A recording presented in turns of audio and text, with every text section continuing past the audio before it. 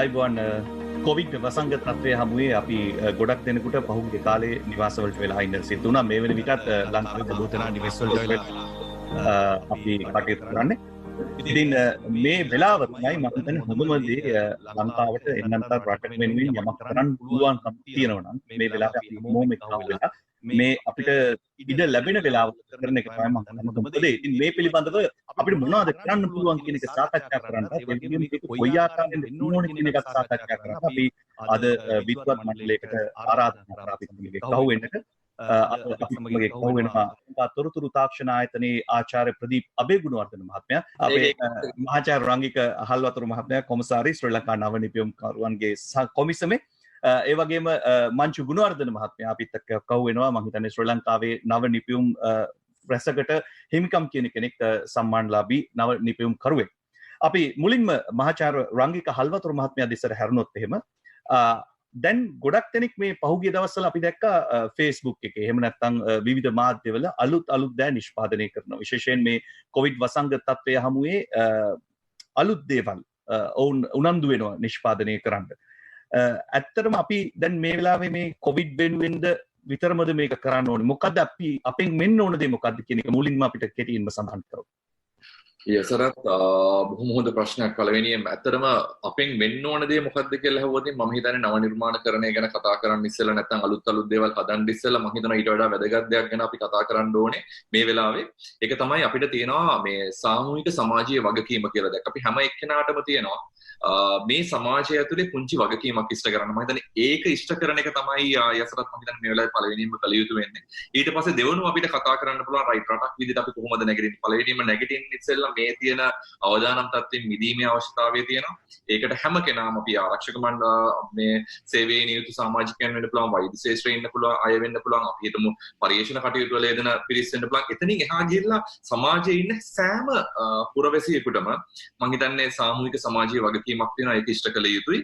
ඒ අතර මම හිතන්නේ අපිට හිතන්න සිද්ධ වෙනවා මේ පෝස්ට් කොවිඩ් නැත්නම් මේ කොවිඩ් කියන අනතුර පහව ගියාට පස්සේ රටක් විදියට කොහොමද නැගිටින්නේ කියන එක. මම හිතන්නේ එතනදී තමයි අපිට නව නිර්මාණකරණය, ප්‍රතිනිර්මාණකරණය, නවෝත්පාදනය මේ හැම දෙයකම වැදගත්කම එන්නේ අන්න ඒ කියන තැනදී. නැත්නම් මේ අවස්ථාවේදී මම හිතන්නේ පළවෙනිම සාධකයේ විය යුත්තේ අපේ සාමූහික සමාජීය වගකීම් ඉෂ්ට කරන්නේ.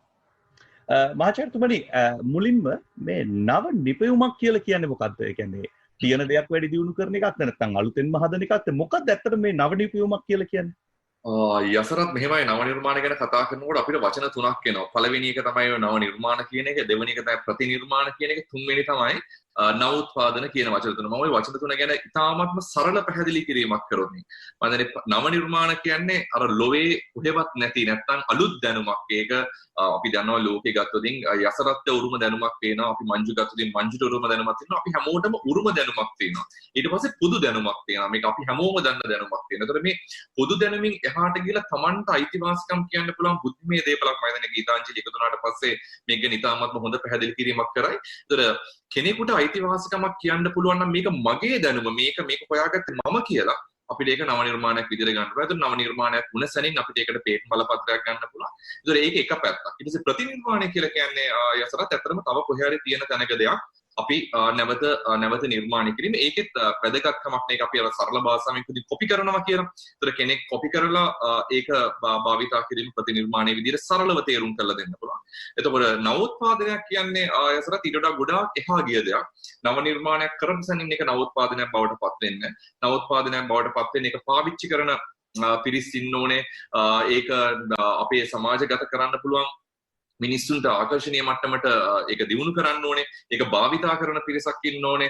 එතකොට ඒතර භාවිතා කරන පිරිසක් වුණාට පස්සේ ඒක අර රෝ තත්ත්වේ නැත්නම් ඒක අර අමුවෙන් අපිට නව නිර්මාණයද සමාජගත කරන්න පුළුවන් කමක් නැහැ. එතකොට මේ යම්කිසි විදියක ක්‍රියාවලියකින් පස්සේ තමයි නව නිර්මාණයක් නවෝත්පාදනයක් බවට පත් වෙන. නමුත් මේ වගේ අවස්ථාවක නමුත් අපි කතා කරන්නේ ලංකාවේ තියෙන පවතින තත්ත්වයක ගත්තොත් මම මේ කරුණු තුනම වැදගත් වෙනවා. අපිට නව නිර්මාණ කරන්න වෙනවා. සමහරවිට මේ ලොක්ඩවුන් තත්ත්වෙත් එක්ක අපිට තියෙන ආනයන අපනයන සීමා වෙලා තියෙනකොට අපිට සිද්ධ වෙනවා ප්‍රතිනිර්මාණකරණයට යන්න. සමහරවිට ප්‍රතිනිර්මාණකරණයේ ආරම්භයක් වෙන්න පුළුවන් නව නිර්මාණ බිහි වෙන්න. ඒතර ඒකම අපිට නව නිර්මාණ කරලා නව නිර්මාණ 100ක් 200ක් නැත්නම් 1000ක් 2000ක් නැත්නම් ලක්ෂයක් ලක්ෂ දෙකක් හැදුවට වැඩක් නැහැ. මේ නව නිර්මාණ නව උත්පාදන බවට පත් වේදරේ මේ කාරණා තුනම ගියොතින් තමයි මම දැන් අපිට රටක් විදියට නැගිටීමේ හැකියාව වෙන්නේ අසර. දැන් කෙනෙක්ට ආසාවක් ඇති වෙන්න පුළුවන්. මම එහෙම කිව්වොත් දැන් මේ වෙලාවේ මේක අහගෙන ඉන්න මේ එහෙම නැත්නම් අපි සමාජ මාධ්‍ය ජාලාවල ගොඩක් වෙලාවට දකින්න අලුත් දේවල් බිහි වෙනවා. මේවා දකින්න කෙනෙකුට උනන්දුවක් ඇති වෙනවා. අපිත් යමක් කරන්න ඕන. අපිත් මොන හරි නිර්මාණයක් කරන්න ඕන. ඉස්සෙල්ලම එහෙම අදහසක් කෙනෙකුට දෙන්න පුළුවන් පණිවිඩය මොකද්ද? අදහසක් આવතින් ඒක මෙහෙමයි නව නිර්මාණකරණයේ යෙදෙන පිරිස් මම දැන් මෙතන ඉන්නේ නව නිර්මාණකරණයට තාමත්ම ළඟින් සම්බන්ධකම් තියෙන පිරිස් මේ හැම කෙනෙක්ම පිස්සු මම එහෙම කිව්වොත් මම හිතන්නේ ඉතාමත්ම සාර්ථකව කෙනෙකුට හිතනවා නම් තමන් නව නිර්මාණකරණයේ යෙදෙනවා කියලා සමහරවිට අනිත් පැත්තෙන් හිතෙන්න පුළුවන් ගෙදරින් හිතන්න පුළුවන් අයියෝ මේ මිනිස්සයා ළමෙක් ගත්තොතින් මේ ළමයා පිස්සු වැඩ කරනවා මේ ළමයා මේ ගෙදර තියෙන මේ රේඩියෝ එක ගලවනවා කෑලි කෑලි මේ හොත්තට වැඩ කරන සෙල්ලම් බඩුව ගලවලා කෑලි කෑලි කරනවා. ඒ වගේ මේ අර යම්කිසි විදිහක පුංචි පිස්සු චරිත තමයි නව නිර්මාණයේ දෙන්නේ. ඒකට එහෙම කියනකොට අපේ දරුවන්ට අපේ දෙමව්පියන්ට හිතේ මැවෙන්න පුළුවන් අයියෝ අපේ දරුවත් නව නිර්මාණකරණයේ යෙදෙන දරුවෙක් නේද අපි මේ දරුවගේ තියෙන ඒ හැකියාව මරණව නේද කියලා. ඒතර කෙනෙක් නව නිර්මාණකරණයේ ආසාවක් තියෙනවා නම් පළවෙනිම දේ අර ඔළුවට අලුත් ප්‍රශ්න එන්න ඕනේ. ප්‍රශ්නත් එක්ක ජීවත් වෙන චරිතයක් තමයි නව නිර්මාණකරුවෙක් වෙන්නේ. ඒතර නව නිර්මාණකරුවෙක් වෙන්න ආසාවක් තියෙනවා නම් ඇත්තටම මම හිතන්නේ පළවෙනිම කල යුත්තේ ප්‍රශ්න හොයන්න ඕනේ. ප්‍රශ්න හිතේ මවාගෙන මම හිතන්නේ ඒක එක්තරා විදිහට ලංකාවේ නව නිර්මාණකරණයේ ලොකු අවාසනාවක්. මොකද අපි නව නිර්මාණකරණයේ කරපු ගොඩක් නව නිර්මාණ නව උත්පාදන බවට පරිවර්තනය නොවෙන්න ප්‍රධානම හේතුව තමයි අපි ප්‍රශ්න සමහර වෙලාවට ලෝකේ පවතින ප්‍රශ්න නෙමෙයි. අපි හිතින් මවාගත්ත ප්‍රශ්නකට උත්තරයක් හොයලා අපි සමාජයට කියනවා මෙන්න මම නව නිර්මාණයක් හොයාගත්තා මේක බාර ගන්න කියලා. ඒතකොට මම බලහත්කාරයෙන් අපි සමාජගත කරන්න උත්සාහ කරනවා අපි හොයාගන්න නව නිර්මාණ. ඒකෙන් නව නිර්මාණකරණයේ ගොඩාක් බිඳ වැටීමකට ලක් වුණා පසුගිය අවුරුදු කිහිපය ඇතුලේ ලංකාව ඇතුලේ. ඒකට ප්‍රධානම හේතුව කියන්නේ නව නිර්මාණකරණයේදී අවශ්‍ය කරන පළවෙනිම ස්ටෙප් එක හරියට පැනලා නැහැ නව නිර්මාණකරු. නව නිර්මාණකරණයේ යෙදෙන්න යම්කිසි පුද්ගලයෙක් උත්සාහ කරනවා නම් මම හිතන්නේ ඔහු පළවෙනියෙන්ම කළ යුතු දේ සමාජගත විය යුතුයි. සමාජයේ තියෙන ගැටලු තේරුම් ගත යුතුයි. සමාජගත වෙනවා කියන පරිසරය සමාජය මේ මිනිස්සු එක ගැටීම ඒකත් එක්ක තමයි මිනිස්සුන්ගේ තියෙන සමාජයේ තියෙන ගැටලු අපිට එන්නේ. ඒතකොට ගැටලුවකට ඒ තියෙන සමාජයේ පවතින ගැටලුවකට අපි උත්තරයක් හොයාගත්තොත් ඉස්සරහත් ඒක ඉතාමත්ම ලේසියෙන් සමාජගත කරන්න පුළුවන්. අපි ගත්තොත් මේ වෙලාවේ කොවිඩ් වසංගතයත් එක්ක තියෙන ගැටලුවක් උත්තරයක් හොයාගන්න උත්සාහ කළොත් යසරත් ලංකාවේ ඉන්න මිලියන 22 නෙමෙයි ලෝකයේ ඉන්න බිලියන 7.8ක් 7.9ක් මන් දන්නේ දැන් මේ වෙනකොට කීච්චර අඩු වෙලාද කියන එක දන්නේ නැහැ. නමුත් ඒ පිරිසම බලන් ඉන්නවා මේ දේ ආයාසයෙන් තොරව ළඟා කරගන්න. ඉතින් මම දැන් අන්න එක තමයි පළවෙනිම දේ නව නිර්මාණකරණයේ යෙදෙන්න කවුරු හරි කෙනෙක් ඉන්නවා නම් ඔහු සමාජගත විය යුතුයි. ගෙදරක කාමරයක් ඇතුලේ කොටු වෙලා කම්පියුටරයක් ඇතුලේ කොටු වෙලා නැත්නම් ආඩිනෝ බෝඩ් එකක් ඇතුලේ කොටු වෙලා නව නිර්මාණකරණයේ යෙදෙන්න බෑ. සමාජයට ආ යුතුයි, පරිසරයට ආ යුතුයි, සුභා ධර්මයත් එක්ක ජීවත් විය යුතුයි. ඒකෙන් ඔහුට නව නිර්මාණය කරන්නට අවශ්‍ය කරන වස්තු බීජ ටික හොයාගන්න පුළුවන්. ඔබතුමාගේ මම මෙහෙම ඇහුවොත් දැන් ඔබතුමා ගොඩක් වෙලාවට මේ නව නිර්මාණ කරුවන් එක්ක බොහොම ඊටාම සමීපව ගැටෙන කෙනෙක්. ඒ වගේම ජාත්‍යන්තරයේ මේ බිහි වෙන දේවල් ගැන බොහොම නිරන්තරයෙන් අවධානයෙන් ඉන්න කෙනෙක්. ලංකාවේ මේ දුවා දරුවන්ට එහෙම නැත්නම් තරුණ තරුණියන්ට යම් ඉඟියක් දෙන්න පුළුවන්ද? මෙන්න මේ පැත්ත ගැන පොඩ්ඩක් වැඩිපුර හිතන්න. අපි පොඩ්ඩක් අඩුයි එහෙම හිතනවා. එහෙම කියලා මොන හරි ඉඟියක් දෙන්න පුළුවන් කමක් තියෙනවද? අපි නොකල යුතු දෙයක් ඒක. මම හිතන්නේ නෑ අපි දරුවන්ව දිශාගත කළ යුතුයි කියලා. ඔබ මෙන්න මේ පැත්තේ නව නිර්මාණ කරන ඔබ මේ පැත්තේ නිර්මාණ කරන්න මේ පැත්තේ නව නිර්මාණ කරොත් ලෝකෙ ඔබට පිළිගැනීමක් නෑ කියලා කියනද අපි උත්සාහ කරන්න ඕනේ අසරත් හැමදේම සමා වෙන්නේ අසරත් අහව ප්‍රශ්නට මම සම්පූර්ණ ප්‍රතිවිරුද්ධ උත්තරයක් දෙන්න සිද්ධ වෙනවා. බොහොම ඊටම ගෞරවයෙන් පිළිගන්නවා. අපි උත්සාහ කළ යුත්තේ නියම නව නිර්මාණ කරුවෙක් බිහි කරන්න නම් ඔහුගේ ඇඟ ඇතුලේ ඉන්න චරිතය අවදි කළ යුතුයි. මොකද අපි හැම කෙනෙක්ගේම ඇතුලේ තියෙනවා යසරත් අපි නොදන්න චරිතයක් ජීවත් වෙනවා. අපි ඉස්සරහා පේන චරිතෙම ඊට වඩා වෙනස් චරිතයක් මේ සිරුර ඇතුලේ ජීවත් වෙනවා. අන්න ඒ චරිතයට නැගිටින්න දුන්නොත් ඒ තියෙන කුසලතා ඒ තියෙන හැකියාව ටික නැගිටින්න දුන්නොත් මම හිතන්නේ අපිට ලොකු දෙයක් කරන්න. සමහරවිට නව නිර්මාණ කිව්වට පස්සේ කෙනෙකුට හිතෙන්නේ අසරත් අර පුංචි කෑලි හදන ගැජට් එකක් කියලා නෑ. එතනින් එහා කියලා ලොකු නව නිර්මාණ කරන්න පුළුවන්. අපිට සංගීත පැත්තෙන් නව නිර්මාණ කරලා ලස්සන තනුවක් දාන්න පුළුවන්. ඒ ලස්සන මම කියන්නේ ඒකෙන් ඊට වඩා සමාජ විද්‍යාත්මක සමාජ නවෝත්පාදනයකට යන්න පුළුවන් වෙයි. අලුත් විදිහට හිතන්න පුළුවන් වෙයි. මම හිතන්නේ ඒ පැත්තට ආස කරන අපි සංගීතයේ පැත්තට ආස කරන කෙනෙක් අපි බලහත්කාරයෙන් ගෙනල්ලා නව නිර්මාණයක් කරන්න මෙන්න මේ වෙලාවේ කොවිඩ් වලට බෙහෙතක් හොයාගන්න කියලා කිව්වොත් මම හිතන්නේ අපි අසාධාරණයක් කරන ඒ දරුවට ඒ දරුවා ආස කරන පැත්තෙන් යන්න දෙන්න. එදාට පුළුවන් වෙයි ලෝකේ ජය ගන්න පුළුවන් නව නිර්මාණයක් ඒ දරුවට කරන්න. මහාචාර්යතුමනි මම මේ ප්‍රශ්නේ අහුවේ වෙන මුකුත් හින්දා නෙවෙයි. දැන් ගොඩක් වෙලාවට කෙනෙක් තමන්ට හිතිලා දෙයක් අලුත් දෙයක් නිර්මාණය කරගන්න උත්සාහ කරලා කොහොම හරි ඒ නිර්මාණය එළියට ආවයින් පස්සේ ඒක සමහර වෙලාවට සමාජය තුළ පිළිගැනීමකට ලක් නොවෙන්න පුළුවන්. ඒ කියන්නේ ඒකට අවශ්‍ය වටිනකම නොලැබෙන්න පුළුවන්. දැන් අපි මාධ්‍යයේ ඉන්න නිසා අපි දකිනවා ගොඩක් වෙලාවට අපි ගොඩක් දෙනෙක් කියන දෙයක් තමයි දැන් මේ පහුගිය දවස්වල සමාජ මාධ්‍ය ජාලාවලත් කිය අපි මෙහෙම දෙයක් නිර්මාණය කරා අපිට කවුරුවත් අත දුන්නේ නැහැ අපිට ඒක ඉස්සරහට ගෙනියන්න විදිහක් නැහැ මේ වගේ දේවල් ගොඩක් අපි හිතිය ගමන් අහනවා. මම අන්න ඒ වගේ ඒ කාරණේ නිසයි මේ ප්‍රශ්නේ ඇහුවේ. ඒ කියන්නේ අපි සමහරලාවට නිෂ්පාදනය කරන දේ ඒ වෙලාවේ සමාජයට වැදගත් නොවෙන්න පුළුවන්. නමුත් අපේ හැකියාව අනුව අපි ඒක නිර්මාණය කරා වෙන්න පුළුවන්. අන්න ඒ ගැටලුව නිසයි මම මේ ඇහුවේ. ඒකට යම් යම්කිසි එකතු කිරීමක් මම කළ යුතුයි. දැන් අපි ඉස්සෙල්ලා කතා කරා වචන තුනක් නව නිර්මාණ, ප්‍රතිනිර්මාණ සහ නවෝත්පාදන. නව නිර්මාණකරණයේ යෙදෙන කෙනෙකුට දෙවනි වැදගත් කාරණාව තමයි අසරත් මම හිතන්නේ අනිත් අපේ අනිත් විද්වත් මණ්ඩලයට යන්න ඉස්සෙල්ලා මම ඒකත් සඳහන් කරන්න. අපිට තියෙන්න ඕනේ හොඳ ධාරණ ශක්තියක්. මම හිතන්නේ නව නිර්මාණ කරන හැම දෙයක්ම සමාජගත කරන්න බෑ. හැම නව නිර්මාණ කරන හැම දෙයක්ම නවෝත්පාදන බවට පරිවර්තනය වෙන්නේ. සමහරවිට ගීතයක් කරත් අපි හිතමු සිරසෙන් කරන අලුත් ප්‍රෝග්‍රෑම් එකක්. ඒ කරන හැම ප්‍රෝග්‍රෑම් එකක්ම හිට් වෙන්නේ නැහැ ඕගොල්ලෝගේ භාෂාවෙන්. ඒතොර එහෙම ඒක අපි දරා ගැනීමේ හැකියාව තියෙනවා. හැබැයි අසරත් අපි සමාජයේ තියෙන අවශ්‍යතාවයකට අපි ඒක තේරුම් අරගෙන අපි උත්තරයක් කියවන නව නිර්මාණයක් කරා නම් මම හිතන්නේ ඒක හිට් වෙනවා. අනිවාර්යෙන් ඒක හිට් වෙනවා. ඒකයි මම කිව්වේ අපේ මුල හරියට හදා ගන්න ඕනේ. ඒක මුල හරියට හදාගත්තන අර කතාවක් තියෙනනේ වැරදීමට බලයි මුල අමතක වීම කියලා. එහෙම නැතුව අපිට මුල හරියට දාගත්තොත් ඒ මුල එක්ක අපි යම්කිසි විදියක නැගිටීමක් කරොත් මම හිතන්නේ නෑ ඒක හිට් නොවී ඉඳී කියලා. ඒක අනිවාර්යෙන් හිට් වෙයි. හැබැයි මතක තියාගන්න ඕනේ මම මේකේ ධාරණ ශක්තිය තියෙන්න ඕනේ කියලා. හැම නව නිර්මාණයක්ම නව උත්පාදනයක් බවට පත් වෙන්නේ නැහැ. සමාජගත කරන එක ලේසි පහසු වැඩක් නෙමෙයි. නව නිර්මාණයක් ගෙනියනවා කියන එක. දැන් මහාචාර්යතුමා තව එක ප්‍රශ්නයකට අහලා මම අනිත් අයට යනවා. ඊට පස්සේ ආයෙ නැවත ඔබතුමා ගාවට එනවා. ගොඩාක් තියෙනවා අහන්න දේවල්. දැන් කෙනෙකුට මූල බීජයක් ඇති කියන අදහසක් ඇති වුණොත් මෙන්න මෙහෙම දෙයක් කරොත් අපිට මෙන්න මෙහෙම නිර්මාණයක් කරොත් මේක සමාජයට වැඩදායි කියලා අපිට අදහසක් එනවා. ඒ කියන්නේ ඒක අපිට ඩෙවලොප් කරලා එහෙම නැත්නම් සංවර්ධනය කරලා ගන්නට පුළුවන්. නමුත් සමහර තාක්ෂණික ගැටලු අපිට මතුවෙන්න පුළුවන්. ඒ වගේ දේවල් කරද්දී තවත් උපදෙස් ගන්න පුළුවන්. එහෙම අයට සහාය දෙන්න මොකක් හරි වැඩපිළිවෙලක් තියෙනවද? ඒ කියන්නේ මට ආව අදහසක් මට දැන් මේක කරන්න ඕන. හැබැයි මේක කරන විදිය ගැන මට තව පොඩ්ඩක් අදහසක් ගන්න පුළුවන් වුණොත් හොඳයි කියලා වගේ. එතකොට මං කාගාවට යන්න ඕනේ මොකද්ද මට තියෙන සහාය? යසරත් එහෙම අවශ්‍යතාවයක් තියෙනවා නම් මම හිතන්නේ එයාට ලේසියෙන්ම යන්න පුළුවන් තැන තමයි නවනිපැම් කරුවන්ගේ කොමිසම. හැබැයි යසරත් එතනට ඉස්සෙල්ලා මම හිතන්නේ අපි එක දෙයක් निराකරණය කර යුතුයි. අපි හිතමු යසරත් එනවා අලුත් අදහසක්. අපි හිතමු යසරතට හිතෙනවා මේ ෆෝන් එක හදන්න. ඒතර යසරත් පළවෙනියෙන්ම කරන්න ඕනේ මේ ෆෝන් එක හදන්න අවශ්‍ය කරන තාක්ෂණික ඥානය වාගෙන යන එක නෙමෙයි. යසරත් ආපු සිතවිල්ලත් එක්ක ඒක නිර්මාණය කරන එක නෙමෙයි. යසරත් බලන්නේ මේ ෆෝන් එක ලෝකේ තව කෙනෙක් හදලා තියෙනවාද කියලා. අපි ඔකට කියන අපේ නවෝත්පාදන නැත්නම් නව නිර්මාණ ඒ වචන මාලාවේ තියෙන වචනයක් තමයි ප්‍රයාත් සර්ච් එකක් කරලා නැත්නම් මේක වෙන කොහේ හරි තියෙනවාද? එහෙම තියෙනවා නම් යසරත් කොච්චර මහන්සියක් අරගෙන මේක හැදුවත් ඒක නව නිර්මාණයක් බවට පරිවර්තනය වෙන්නේ නැහැ. ඒතර අපිට සිද්ධ වෙන පළවෙනියෙන්ම ඔළුවට මේ වස්තු බීජය ආපු ගමන්ම මුලින්ම ඉන්ටර්නෙට් එකට වෙන්න පුළුවන්. නැත්නම් අපි හිතමු අපි සරලව අපි Google වලට ගිහිල්ලා සර්ච් කරා කියලා කියමු. ටයිප් කරලා බලනවා මේ කියන භාණ්ඩේ තියෙනවද? අඩුම ගානේ මම කියන්නේ ඒක තමයි අවශ්‍යතාවය තියෙන්නේ කියලා. ඕක අපිට ඊට වඩා ප්‍රයාට එන්ජින්ස් තියෙනවා. අපි හිතමු Wipo World Intellectual Property මේ ඔෆිස් එකට යන්න පුළුවන්. නැත්නම් අපේ ජාතික බුද්ධිමය දේපළ කාර්යාලයේ තියෙන ඩේටාබේසස් වලට යන්න පුළුවන්. ජාතික විද්‍යා පදනමේ තියෙන එතනින් ගිහිල්ලා යන්න පුළුවන්. නැත්නම් ශ්‍රී ලංකා මේ නවනිපැම් කරනගේ කොමිසම ඇතුළට ඇවිල්ලා ඒක කරන්න පුළුවන්. ඒක ඇතුළට ගිහිල්ලා ඒක ගැන ඉතාමත් මේ අපි කියන ඇතුළේ in-depth analysis එකක් කරන්න පුළුවන් වෙයි. නමුත් ඊට ඉස්සෙල්ලා මම හිතනවා වස්තු බීජයක් ආපු සැනින් අපි කළ යුතු පළවෙනිම දේ තමයි ඒක ගැන ප්‍රයාත් සර්ච් එකක් කරලා බලන්න සිද්ධ වෙනවා. මේක ඇත්තටම ලෝකේ තියෙන දෙයක්ද නැද්ද?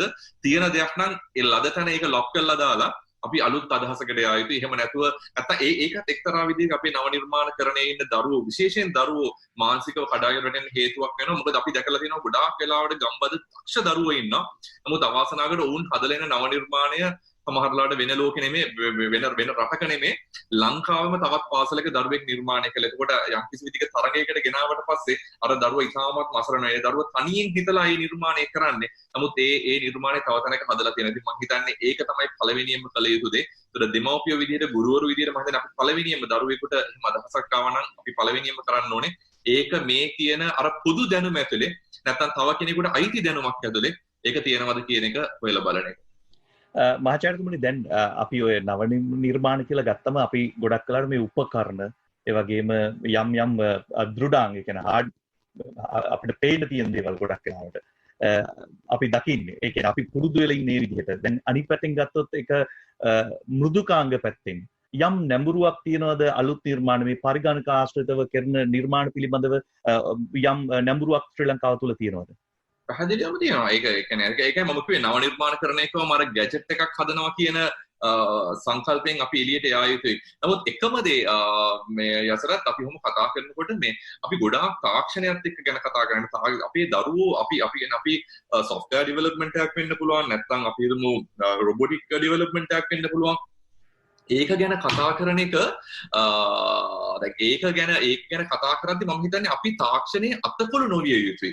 අන්න ඒක ඉතාමත්ම වැදගත් දෙයක්. තාක්ෂණය භාවිතා කිරීම තමයි يعني ඒක තමයි හරි වචනේ. තාක්ෂණය අවභාවිතා කිරීමටත් වඩා තාක්ෂණය අතකොළු වෙනවා අපි දැකලා දින සමහරලාට Arduino board එකෙන් එළියට ගිහිල්ලා අපේ දරුවෙකුට අලුත් නිර්මාණයක් කරන්න හිත වැඩ කරන්නේ නැති වෙන්න පුළුවන්. අර නිදහස් නිම්හල් චින්තනයකින් නෙමෙයි අපේ දරුවෝ ඉන්නේ. ඒතකොට ඒ තාක්ෂණය වහලු වෙන්නේ නැතුව තාක්ෂණය අතකොළු වෙන්නේ නැතුව තාක්ෂණය නියම විදිහට භාවිතා කරලා යනවා නම් මම හිතන්නේ මේ software එකක් නෙමෙයි මෘදුකාංගයක් නෙමෙයි මොන දේ කරත් මම මේක ඉස්සෙල්ලා කිව්වේ ඒක නව නිර්මාණයක් විදිහට හිට කරන්න පුළුවන් වෙයි. හොඳයි බොහොම ස්තුතියි මහාචාර්ය රංගික කහලතුරු මහත්මයන්. මම අපි ආචාර්ය ප්‍රදීප් අබේගුණවර්ධන මහත්තයාට යොමු වෙන පිවිසීමක් හැටියට මට මේ ප්‍රශ්නේ අහන්න ඕනකම තිබුණේ. ආචාර්යතුමනි දැන් මෘදුකාංග සම්බන්ධයෙන් අපි කතා කරමින් සිටියේ මේ අපි කොහොමද මේ නව නිපැයුමක් හැටියට මෘදුකාංගයක් එහෙම නැත්නම් පරිගණකීය පැත්තෙන් කොහොමද නිර්මාණයක් බිහි කරගන්නේ? අපි ඒ පැත්තට ශ්‍රී ලංකාවේ තරුණ තුළ නැඹුරුවක් තියෙනවද කියලා දැනගන්න. මොකක්ද ඔබතුමාගේ අත්දැකීම් මේ සම්බන්ධයෙන්? ඔව් ඇත්තටම මෘදුකාංග සම්බන්ධයෙන් ගත්තොත් අපේ හොඳ නැඹුරුවක් තියෙනවා. විශේෂයෙන් අපිට දැන් ලංකාවේ ගත්තොත් ගොඩාක් සෑහෙන ඒරියා එකක් තියෙනවා ප්‍රදේශ අපි සරලව කිව්වොත් ගොඩාක් අවශ්‍යතාවයල් තියෙනවා.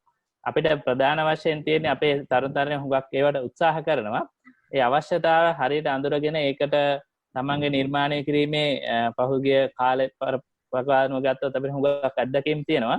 අපි ගත්තොත් ලෝකේ හුඟක් software නිර්මාණ ලංකාව අය කරලා තියෙනවා. දැන් අපේ ප්‍රධාන ප්‍රශ්නේ තියෙන්නේ අර දැන් අපිට මේ ගීතාංජලි මහත්මියත් ඉන්නවා. හුඟක් දුරට අපේ අර මහාචාර්ය රංගික කියපු විදිහට ඒ දරුවන්ට තේරෙන්නේ නැහැ. අපිට තියෙන ප්‍රශ්නේ තමයි කොහොමද අර ඊළඟ ලෙවල් එකට අරන් යන්නේ කියලා. ඊළඟ ස්ටේජ් එකට අරන් යන්නේ කියලා. අපි ගත්තොත් දැන් වර්තමානයේ ගත්තොත් අලුත් ට්‍රෙන්ඩ් එහෙම නැත්නම් අලුතෙන් පිබිදෙන ටෙක්නොලොජිස් වශයෙන් ගත්තොත් හුඟක් දුරට ඔය අපි කියනවා ඉන්ටර්නෙට් ඔෆ් තින්ග්ස්. ඒ කියන්නේ අන්තර්ජාලය හරහා මේ උපාංග පරිපාලනය ඉන්ෆර්මේෂන් ලබා ගැනීම සහ ඒ වගේ කටයුතු කරන ඒවා. ඒ වගේම ගොඩාක් අපි දැන් කරනවා දැන් අපි මෙතන කතා කරන එක ලොකු ඩේටා එකක් විදියට සේව් වෙනවා වගේ කම්පියුටරේ. ඒතකොට ඒ වගේ ගොඩාක් ඩේටා කොහොමද අපි ප්‍රොසෙස් කරන්නේ? අපි ඉස්පිරිතාලයකට එහෙම නැත්නම් රෝහලකට ගියොත් හුඟක් තියෙනවා ඔයගොල්ලෝ දැකලා ඇති ෆයිල්ස් ගොඩාක් තියෙනවා. ඒවයි තියෙන ඉන්ෆර්මේෂන් අපිට සෑහෙන වැදගත්. සමහරවල් පහුගිය කාලවල කොහොමද මේ වගේ ව්‍යසනයන් පාලනය කරලා තියෙන්නේ. ඒ වගේම දැද්ද තියෙනවා රෙකෝඩ් වශයෙන්.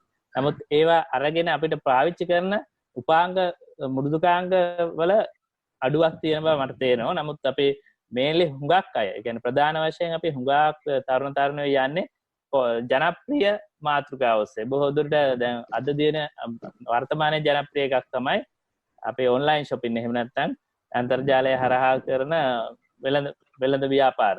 නමුත් ඒකෙත් අපි දැක්ක කොවිඩ් වසංගත වෙලේ හුඟක් ජනප්‍රිය ආයතන ඒගොල්ලන්ට අපහසු වුණා. ඒ තුලින් හරියට ඒ කියන්නේ efficient ඒ කියන්නේ කාර්යක්ෂම සේවාවක් දෙන්න අපහසු වුණා.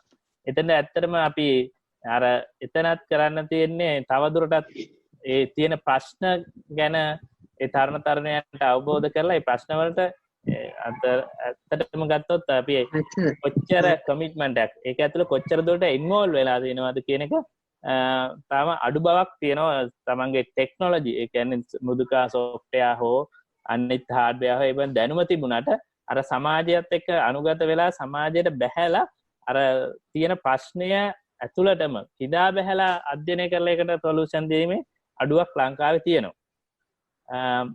මං හිතන්නේ ඔව් අපි ඒ අනිත් පැත්තෙන් ගත්තොත් එහෙම දැන් තරුණ තරුණියන්ගේ නැඹුරුව කොහොමද මේ මෘදුකාංග පැත්තට ශ්‍රී ලංකාවේ අනිත් රටවල් එක්ක බලනකොට? ඇත්තම ගොඩක් හොඳයි. උදාහරණයක් වශයෙන් ගත්තොත් දැන් අපි පහුගිය අවුරුදු දෙක තුළ ඇතුළත දැන් අපේ ආයතනයෙන් සාමාන්‍යයෙන් IT ඒ කියන්නේ ඉන්ෆර්මේෂන් ටෙක්නොලොජි උපාධිධාරීන් 800ක් 17 අතර ප්‍රමාණයක් අවුරුද්දට යනවා. ග්‍රැජුවේට් උපාධිධාරීන් බවට පත් වෙනවා.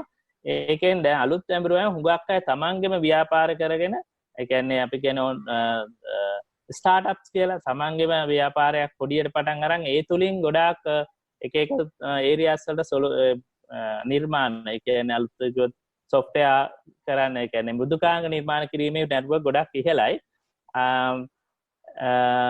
ඇත්තටම දැන් හුඟක් දුරට ගත්තොත් පහුගිය කාලේ ආපු ප්‍රධාන කම්පැනිස් ගත්තොත් අපි ඇරිමැක් වගේ ඒ වගේ පොඩි තරුණ පිරිස් තමයි පටන් අරගෙන දැන් මම හිතන්නේ ඔයගොල්ලොත් සරත් එහෙමත් වැඩ කරලා ඇති ඒගොල්ලොත් එක ගොඩාක් ලංකාවේම ප්‍රධාන ව්‍යාපාරයක් බවට පත් වෙලා ඉතාම තරුණ මහත්මයෙක් පටන් ගත්තා. ඒ වගේ ගොඩක් ඒවා තියෙනවා. දැන් ඇත්තටම හුඟක් හොයලා බැලුවොත් 4 දෙනා 5 දෙනා සහ ඒ වගේ පොඩි කණ්ඩායම් එකතු වෙලා කරන නිර්මාණ කිරීමට උත්සාහ දරන කණ්ඩායම් ගොඩක් අද සමාජයේ ඉන්නවා. හොඳයි බොහොම ස්තුතියි ආචාර්ය ප්‍රදීප් අපේගුණවර්ධන මහත්මයා. මම හිතන්නේ අපි දැන් ඊළඟට යමු වෙන්න ඕන බුද්ධිමය දේපල අධ්‍යක්ෂ ජෙනරාල් ගීතාංජලි රණවක මහත්මියට.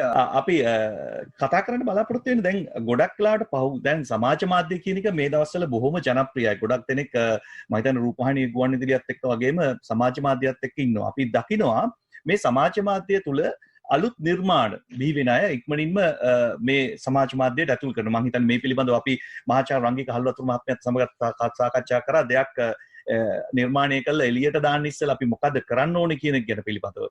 ඉතින් මීට ඉස්සෙල්ලා අපි වට ගන්නාවකදී එතුමත් එක්ක පෞද්ගලිකවත් අපි සාකච්ඡා කරා. මොකද අපිට ආයතනයක් හැටියට මාධ්‍ය ආයතනයක් හැටියට නව නිපියුම් වැඩසටහනක් කරන්න ඉස්සෙල්ලා අපි කරන්න ඕන දේවල් ගැනත් එතුමත් එක්ක අපි ගොඩාක් දැනුවත් වුණා. මම අහන්නේ ගියේ රණුක මහත්මියකින් බුද්ධිමය දේපල අධ්‍යක්ෂ ජෙනරාල් තුමියගෙන් දැන් මේ වගේ කෙනෙක් නොදැනුවත්ව තමන් හදපු නිර්මාණයක් සමාජ මාධ්‍යයට ගත කරයින් පස්සේ කෙනෙකුට පුළුවන්ද ඒක ආයි තමන්ගේ කියලා වෙන කෙනෙකුට නිර්මාණයක් කරගන්න? මොකද්ද අපි කරන්න ඕනේ ඇත්තටම මේ වගේ දෙයකදී තමන්ගේ නිර්මාණය ආරක්ෂා කරගන්නට?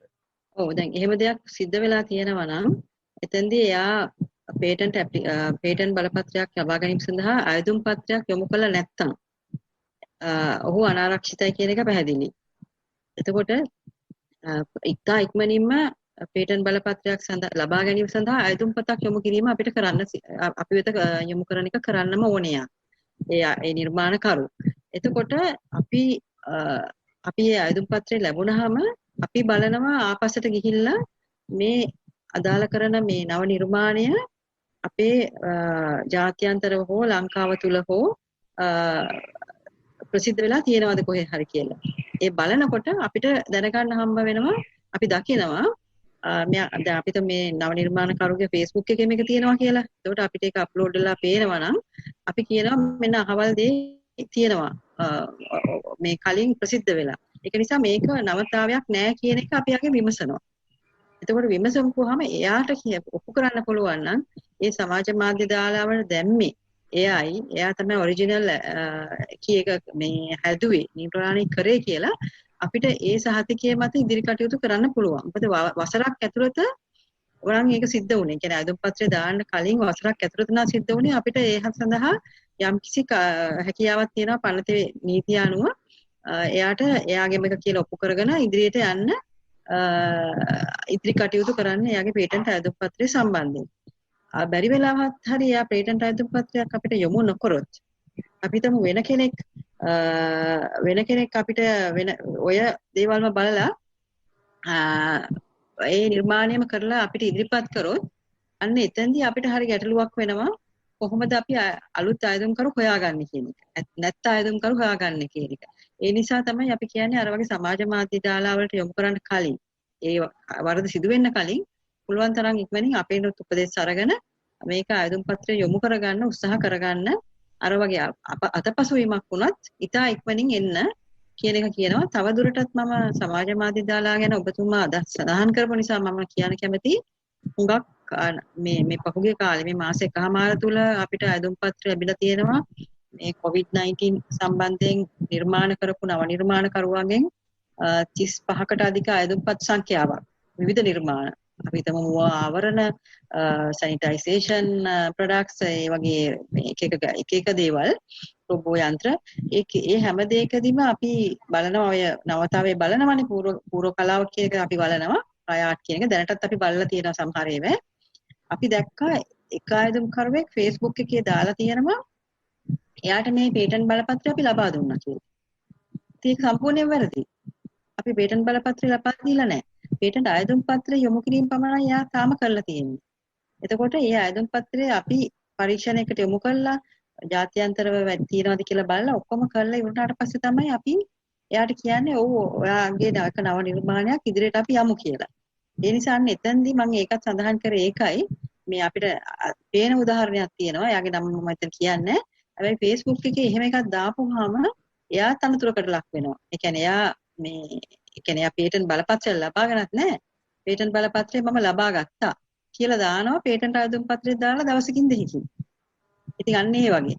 ඒ නිසා ඒ රිස්ක් එක තියෙනවා. ඒ නිසා ඒකින්ද අපි හැමතිස්සෙම දැනුවත් කරන්නේ තමුන්ගේ නව නිර්මාණය ප්‍රසිද්ධ ස්ථානයක හෝ ප්‍රසිද්ධ වීඩියෝ ක්ලිප් එකකින් හෝ අප්ලෝඩ් කරගෙන ඉන්ටර්නෙට් එකට අප්ලෝඩ් කිරීම හෝ කිසි දෙයක් කරන්නේ නැතුව මූලික වශයෙන් අඩුම ගන්න ලේඛන ටික හදලා ඒ ගාස්තුවත් සමග අපිට යොමු කරන්න කියන එක අපි මෙතෙන්දී තව පැහැදිලි කරන්න කැමතියි ඔබතුමාගේ මේ ප්‍රශ්නෙට තව දුරටත් වැඩිදුර උත්තර දෙන්න. බොහොම කෙටි ප්‍රශ්නයක් තියෙනවා. දැන් අපි අපි දැන් මේ ශාස්ත්‍රයේ ඉන්න ඔබතුමා ඔබ මේ මෙතන ඉන්න පිරිස මේ ශාස්ත්‍රයත් එක්ක නිරන්තරයෙන් ගැටෙන නිසා මේ පේටන්ට් කියන්නේ මොකක්ද කියන එක ගැන අමුතුවෙන් කියන්න ඕනේ නැහැ. නමුත් දැන් මේක අහගෙන ඉන්න කෙනෙකුට මොකද්ද මේ පේටන්ට් බලපත්‍රය කියලා කියන්නේ? මොකද්ද මේකෙන් හිමි වෙන දේ? ඊළඟට මේකට ආයදුම් කරන්න ඕනේ කොහොමද? මේක ඔන්ලයින් එහෙම නැත්නම් ඉන්ටර්නෙට් එක හරහා ආයදුම් කරන්න පුළුවන්ද? ඒක ඒ වගේම මේ පේටන්ට් බලපත්‍රයක් ගන්න කොච්චර කාලයක් ගත වෙනවද? මෙන්න මේකට ටිකක් බොහොම කෙටියෙන් කිව්වොත්. ඔව්. දැන් ඒක කෙටියෙන්ම කියනවා නම් ආයදුම් පත්‍රයක් යොමු කරනවා කියන්නේ අපේ පනතේ බුද්ධිමය දීපල පනතේ නීතිය යටතේ අපි ඒක කරගෙන යන්නේ. ඒකට අනුව ආයදුම් පත්‍රයත් එක්ක ගාස්තුවක් එක්ක ආයදුම්කරු අපිට ඒක යොමු කරන්න ඕනේ. ආයදුම් පත්‍රය සමග පේටන්ට් බලපත්‍රය ලබා ගැනීම සඳහා ලේඛනයක් තියෙනවා එයා ගොනු කරන්න ඕනේ. ආයදුම් පත්‍රයට සම්බන්ධ කරලා එයා ලේඛනයක් හදන්න ඕනේ. දැන් අපි හිතමු මුවා ආවරණයක් නම් මුවා ආවරණය එයා හදපු තැන ඉඳන් අවසානයේ දක්වා ඒකේ ඵල ප්‍රයෝජනය සහ ඒක පෙර තිබූ ඒවට වැඩිය තියෙන වෙනස මොකක්ද කියන එක එයා පැහැදිලි කරන්න ඕනේ. එයාගේ පේටන්ට් ආයදුම් පත්‍රයත් එක්ක තියෙන ලේඛනය. එතකොට එතන හිමිකම් පෑම කියන එක අපි විශේෂයෙන්ම ඉල්ලනවා ක්ලේම්ස් කියන එක. එතකොට මේ ක්ලේම්ස් කියන එකේදී එයා කියන්න ඕනේ මීට කලින් 100ක් විතර මුවාවරණ හදලා තිබ්බත් මගේ මේ මුවාවරණේ තියෙන්නේ මෙන්න මේ කොටසේ තාම අලුත් කොටසක් වැඩි දියුණු කිරීමක්. මේක තමයි මම ඉල්ලන කොටස. මුවාවරණ කියන එක මේ ලෝකේ තියෙනවා. හදලා. මෙන්න මේ කොටස විතරයි මම ඉල්ලන්නේ. මෙන්න මේ කොටසට මට පේටන්ට් බලපත්‍රය ලබා දෙන්න. අන්න ඒ කොටස යා ක්ලේම්ස් කියන එකේ හිමිකම් පෑම කියන එකේ පැහැදිලිව ලියන්න ඕනේ. සිංහලෙන් හෝ ඉංග්‍රීසියෙන් පැහැදිලිව. වාක්‍ය 5කින් ඒක ලියන්න පුළුවන් එයාට. හරි? ආයුධම් කරට ලියන්න පුළුවන්. අනිත් ඒවා ඔක්කොම විස්තරාත්මක දේවල්. ඩිස්ක්‍රිප්ෂන් කියලා විස්තරයක් අපි ඉල්ලනවා. පින්තූර ඇඳලා ඕන දෙයක් දෙන්න පුළුවන්. අර හිමිකම් පෑමෙන් තමයි එයාගේ නව කොටස එයා ඉදිරිපත් කරන්නේ. ඊට පස්සේ අපි ඕක බලනවා පෙර මේ සම්බන්ධයෙන් මුවා ආවරණ යටතේ ඒ ක්ලාසිෆිකේෂන් එකට දාලා අපේ මේ පරිගණක සිස්ටම් එක යටතේ අපි බලනවා ලෝකයේ කොහෙද මේවා හදලා තියෙන්නේ කවුද හැදුවේ කොච්චර හදලා තියෙනවද අපිට ඕක හම්බ වෙයි 1000ක් විතර මම හිතනවා ලෝකේ බැලුවොත් හරි එතකොට අපි බලන්න ඕනේ මේ ලෝකේ ලංකාවේ මේ ආයුධම්කරු මේ මාස්ක් එකේ දාලා තියෙන යම් කොටසක් තියෙනවද අපිටම ඔහුටම නව නිර්මාණයක් කියලා යොමු කරලා අපිට පේටන්ට් බලපත්‍රයක් දෙන්න පුළුවන්. අන්න එතෙන්දී අපි ඒක බලලා ඉවරලා පේටන්ට් බලපත්‍රයක් දෙන්න පුළුවන්ද නැද්ද කියන එක යාට දන්නනවා. දන්නලා ඉවර වෙලා පේටන්ට් බලපත්‍රයක් දෙනවා. ඒතර යාගේ අංග සම්පූර්ණ නැත්තම් ලේඛන අපි පස්සේ අවස්ථාවක් දෙනවා. ලේඛන සකසලා දෙන්න කියලා අපිට අඩුපාඩු සකසන්නත් කියලා. එහෙම කළා සමහර වෙලාවට අවුරුදු 2-3 යන වෙලාවල් තියෙනවා 5ක් යන වෙලාවල් තියෙනවා. අවුරුද්දෙන් හමාරෙන් වගේ දෙන්නේ හුඟක් වෙලාවට ලේඛන අංග සම්පූර්ණව අපිට තියෙනවා නම් ඔන්න අපිට මට බලන්න පුළුවන්. ඒ සහතිකේ ඉතාමත් වටිනවා. අවුරුදු 20ක් සඳහා යාට තනි අයිතියක් ලැබෙනවා. එතකොට මේ පේටන්ට් බලපත්‍රය යාට ලෝකෙට ගෙනියන්නත් පුළුවන් වෙන්නේ අර යාට තනි අයිතියක් අවුරුදු 20කට අපි ලබා දෙන නිසා. හැබැයි එයාගේ කැමැත්තෙන් ඕනම කෙනෙකුට අවුරුදු 20ක් තුල යාට අයිතිය තිබ්බට පැවරීමක් විකිණීමක් ලයිසන්ස් ටු යූස් ඒ කියන්නේ අපි හිතමු එයාට අයිතිය තියාගෙන තව කෙනෙකුට පාවිච්චිය ඒ වගේ තියෙන බුද්ධිමය දේපල වල ක්‍රමවේදයක් අන්න ඒ වගේ දෙයක් වුණත් කිරීමේ හැකියාව තියෙනවා හැබැයි මුල් වශයෙන්ම අර පේටන්ට් බලපත්‍රය ලබා දීමෙන් ඔහු නව නිර්මාණකරුවෙක් ඔහු මේ නව නිපැයුම කරා කියලා මුළු ලෝකෙටම දැනගැනීමේ හැකියාව ඒ ලේඛනයේ යාට ලැබෙනවා. අන්න ඒකයි මේ පේටන්ට් බලපත්‍රය ලබා ගැනීමේ වටිනාකම. ඒක නැතුව එහෙ මෙහෙ ප්‍රසිද්ධ කරලා ප්‍රචාරය කරලා ඒක අවුල් කරගන්න නැතුව පේටන්ට් අයදුම්පතක් යොමු කිරීම තමයි ඉතාමත්ම හොඳ. අපි ඒකට සැදී පැහැදින මේ කාලේ මම හිතන්නේ පොඩ්ඩක් දීක් වුණා මම කතාවේ උනාට මට කියන්න ඕනේ මේ කාලය තුල අපි අපේ කාර්යාලය සම්පූර්ණයෙන්ම වහලා තියෙන්නේ අපිට යන්න බෑ. ඒකට අපි ගෙදර ඉඳන් ආයුධ පත්‍ර ලබා ගැනීමේ ක්‍රමවේදයක් සැකසුවා. ඒ කියන්නේ අපි අපේ ඊමේල් එකට අපි මුදල් සමග මේ ආයුධ පත්‍ර ඉදිරිපත් කිරීම සඳහා අපි අපේ වෙබ්සයිට් එකේ අපි විස්තර දාලා තියෙනවා. ඉතින් නීතිඥ සමාගම් ඔය තනි ආයුධ කරුවන් සියලු දෙනාම දැන් ආයුධ පත්‍ර අපිට යොමු කරනවා. ඉතින් ඒ අනුව තමයි මම 30 ගාණක් අපිට ලැබිලා තියෙනවා මේ වෙලාවේ. ඒ ලේඛන අපි දැන් මේ වෙනකොට බලාගෙන යනවා. හුඟක් රටවල් වල මේ දවස්වල වහලා තියෙද්දි අපි යම් දේවල් ගෙදර ඉඳලා නිලධාරීන් එක්ක අපි කරගෙන යනවා. ඉතින් ඒක ටිකක් සාර්ථකයි කියන එක අපිට සතුටින් කියන්නත් පුළුවන්. බොහොම ස්තුතියි පැහැදිලි කිරීමට. අපිට තව එක කාරණයක් සාමාන්‍යයෙන් මේ සියලු ලිපි ලේඛන හරිනම් නිවැරදිව ඉදිරිපත් කරලා තියෙනවා නම් පේටන්ට් බලපත්‍රයක් ගන්න කොපමණ කාලයක් ගත වෙනවද? අපිට වසරක් වගේ වෙනකොට දෙන්න පුළුවන්. මොකද අපි සමහර පේටන්ට් අයදුම්පත් තියෙනවා ඉතාමත් සාර්ථකව විශ්වවිද්‍යාල වලින් එහෙම ආපු ඒවා ඉතාමත් සාර්ථකව ලේඛන අපිට යොමු කරපුවා තියෙනවා. එහෙම ඒවා ඉතින් අපි එතුමා ඒ නිර්මාණකරු අපිට විශේෂයෙන් කියනවා. මේක අපිට ඉක්මනින් ලබා දෙන්න කියලා සමහරවිට ඉල්ලන්න කියලා අපි කියනවා. මොකද අපිට අනිත් අය පොලිමේ ඉන්නකොට කෙනෙකුට විශේෂයක් කරලා දෙන්නත් අමාරුයි. හැබැයි අපි ලේඛන සම්පූර්ණ නම් සහ ඒක රටට වැඩදායී සහ ඉක්මනට මොනවා හරි ප්‍රයෝජනයක් ගන්න පුළුවන් දෙයක් නම් අපි අපේ අර මේ පොරොත්තු ලේඛනේ ඉන්න කට්ටියට ඉදිරියට කරලා ඒක පොඩි අසාධාරණයක් සිද්ධ වුණා අපි ඒක කරලා දෙනවා. විශේෂයෙන්ම ලාංකික ආයුධම් කරුවන්ට අපි එහෙම කරලා දීලා තියෙනවා. ඒක කිසිම අපිට බලපෑමක් කාගෙන්වත් වෙලාත් නැහැ එහෙම කරයි කියලා. ඉතින් අවුරුද්දකුත් මාස දෙකක් වගේ ඇතුළත සහතිකය දෙන්න පුළුවන්. ඒකට හේතුව තමයි ප්‍රායෝගිකව ආයුධම් පත්‍රය ලැබිලා මාස 6ක් විතර යනකොට තමයි අපිට ඇත්තටම ඉක්මන් කරන්න කියලා කිව්වත් ඔහුට මේ මොකද ලේඛන ඔක්කොම සම්පූර්ණ කරලා ලියුම යන්නේ. ඊට පස්සේ අපි ඔය ගැසට් පත්‍රය පළ කරන්න ඕන. රජයේ ගැසට් පත්‍රය. රජයේ ගැසට් පත්‍රය පළ කරලා මාස 3ක් තියන්න ඕනේ. ප්‍රායෝගිකව අපේ නීති පොතේ තියෙන දෙයක් මම මේ කියන්නේ. එතකොට ඒක තිබ්බේ නැත්නම් ඒක නීති විරෝධී වෙනවා. ඒ බලපත්‍රයේ නීති විරෝධී වෙනවා අපි දුන්නත්. ඒක නිසා මාස 3ක් ගැසට් පත්‍රය තියෙනකොට අපි හිතමු ජාත්‍යන්තර කෙනෙක් මේක දකිනවා කියලා.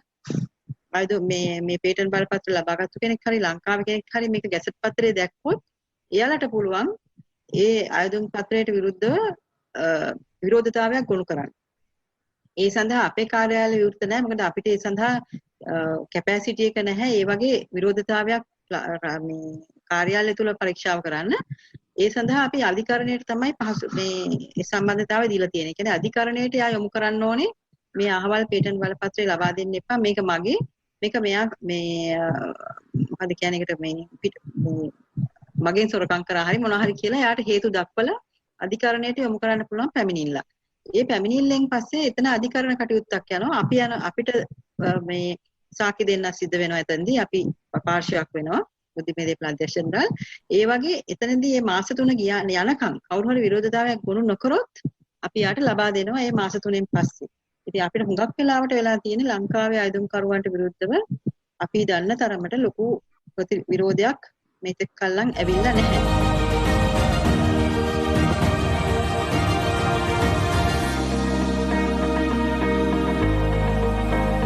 නීතිඥයෙක් විදිහට ඔබතුමාට උපදෙස් දෙන්න වෙනවා නම් ආණ්ඩුව. මොකක්ද ඔබතුමා දෙන උපදෙස්? ව්‍යවස්ථාදායකේ කඩන් වැටුනොත් සමතුලිතතාවය නැති වෙනවා. අධිකරණය කඩන් වැටුනොත් සමතුලිතතාවය නැති වෙනවා. විධායකයේ කඩන් වැටුනොත් සමතුලිතතාවය නැති වෙනවා. කොරෝනා වසංගතයට අපි උත්තරයක් හොයන්න ඕනේ. හැබැයි ප්‍රජාතන්ත්‍රවාදයේ වසංගතයක් කර නොගෙන යුද්ධය අවසන් කළා නැගෙනහිර මැතිවරණයේ තිබ්බ පළාත් සභා මැතිවරණය 2008. මොකද මේ ප්‍රජාතන්ත්‍රවාදයේ රකින්න ගෙදරින් පිටත් වෙලා ආවිල්ලා ඡන්ද දෙන්න කියලා අපි කොහොමද ජනතාවට කියන්නේ? ඒ වගකීමෙන් අපි කියන්න පුළුවන්. පැය 5000 ලබා දීම වැඩපිළිවෙල ඉඳලම දැඩි ලෙස දේශපාලනීකරණයට ලක් වුණා කියන්නේ. මේ පක්ෂයක් බලලා මේක දුන්නේ නැහැ. අද රුපියල් 5000 ලබා දීමේ ෆෝම් එක තියෙන කාගේ අතේ? ෆෝම් එක තියෙන මන්ත්‍රීතුමාලාගේ. අපේ ගම්වලට මොකද ඔබතුමාගේ? රටේ ප්‍රශ්න ඍජුව කතා කරන සටන. අඟහරුවාදා රාත්‍රී 10:30ට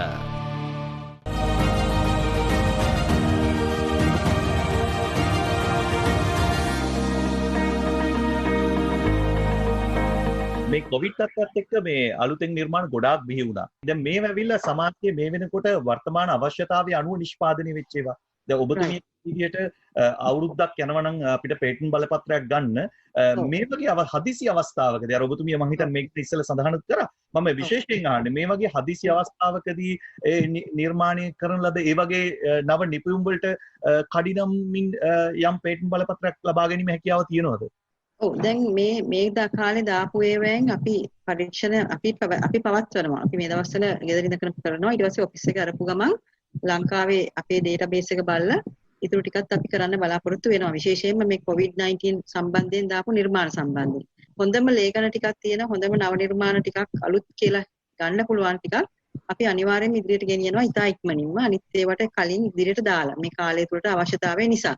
එකම දේ අර අපේ නීතියේ තියෙන මාස 3 කියන එක අනිවාර්යයෙන්ම අපි ෆලෝ කරන්න ඕනේ. හැබැයි මේ පේටන්ට් බලපත්‍රය අතේ නොතිබ්බත් අපි හිතමු යම් තාක් දුරකට හොඳ නව නිර්මාණ කියලා මේ ලංකාව තුළ භාවිතා කරන්න පුළුවන් ජාත්‍යන්තරයට ගෙනියන්න පුළුවන්. එයා පේටන්ට් බලපත්‍රයට අයදුම් පත්‍රය යොමු කරලා තියෙන හින්දා අපිට තව එයාට ඕන ලියුමක් දෙන්නත් පුළුවන්. අරක ඉතුරු කොටස යනකම් මේක හොඳ මේ එකක් හොඳ නව නිපැයුමක් කියලා අපි පරීක්ෂණයෙන් වාර්තාවෙන් ආවොත් తాවකාලිකව හරි අපිට ලියුමක් දෙන්න පුළුවන් මේ ගැසට් පත්‍රයට යොමු කරනකම් පූර්වතා ලිපියක් අපිට දෙන්න පුළුවන්. එතකොට ජාත්‍යන්තරයට ගෙනියනවා කිසි ගැටලුවක් ලංකාව තුල පාවිච්චි කරන්න ඔය කිසි දෙයක් ඕනේ නැහැ. ලංකාව තුල පේටන්ට් ආයතන පත්‍රය දාලා අපෙන් ආවොත් වාර්තාව මේක ඉදිරියට යන්න පුළුවන් කියලා ගැටලුවක් නැතුව එයාට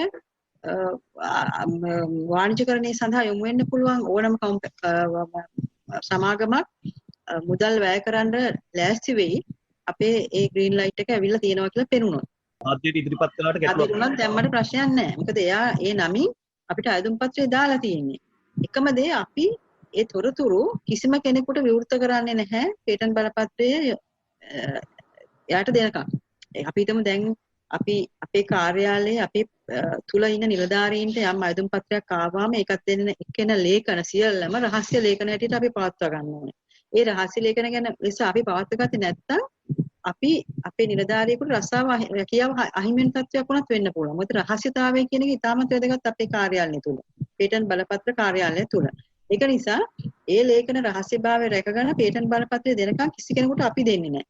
එයාට පුළුවන් ඒ යම් දැන් අපි හිතමු දැන් මේ ඊයේ පෙරේදා මට පෞද්ගලිකවම කෝල් එකක් දීලා කෙනෙක් කිව්වා එයා නිර්මාණය කරපු දේ වීඩියෝ ක්ලිප් එකකින් එයා කාට හරි දුන්නා කියලා බලන්න.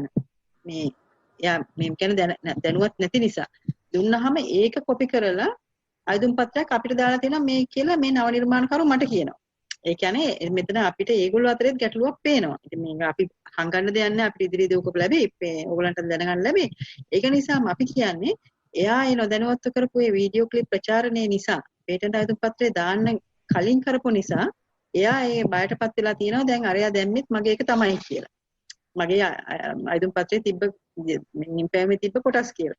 ඒක නිසා තමයි එයා දැන් ගැටලුවටපත් වෙලා තියෙන්නේ. හැබැයි හොඳ වෙලාවට අපි යාට කිව්වා ඉතා ඉක්මනින් ඔයා පේටන්ට් අයදුම් පත්‍රය දාන්න. ඔයාට පුළුවන් නම් ඔයා ඔරිජිනල් ක්‍රියේටර් කියලා අපිට පෙන්නන්න.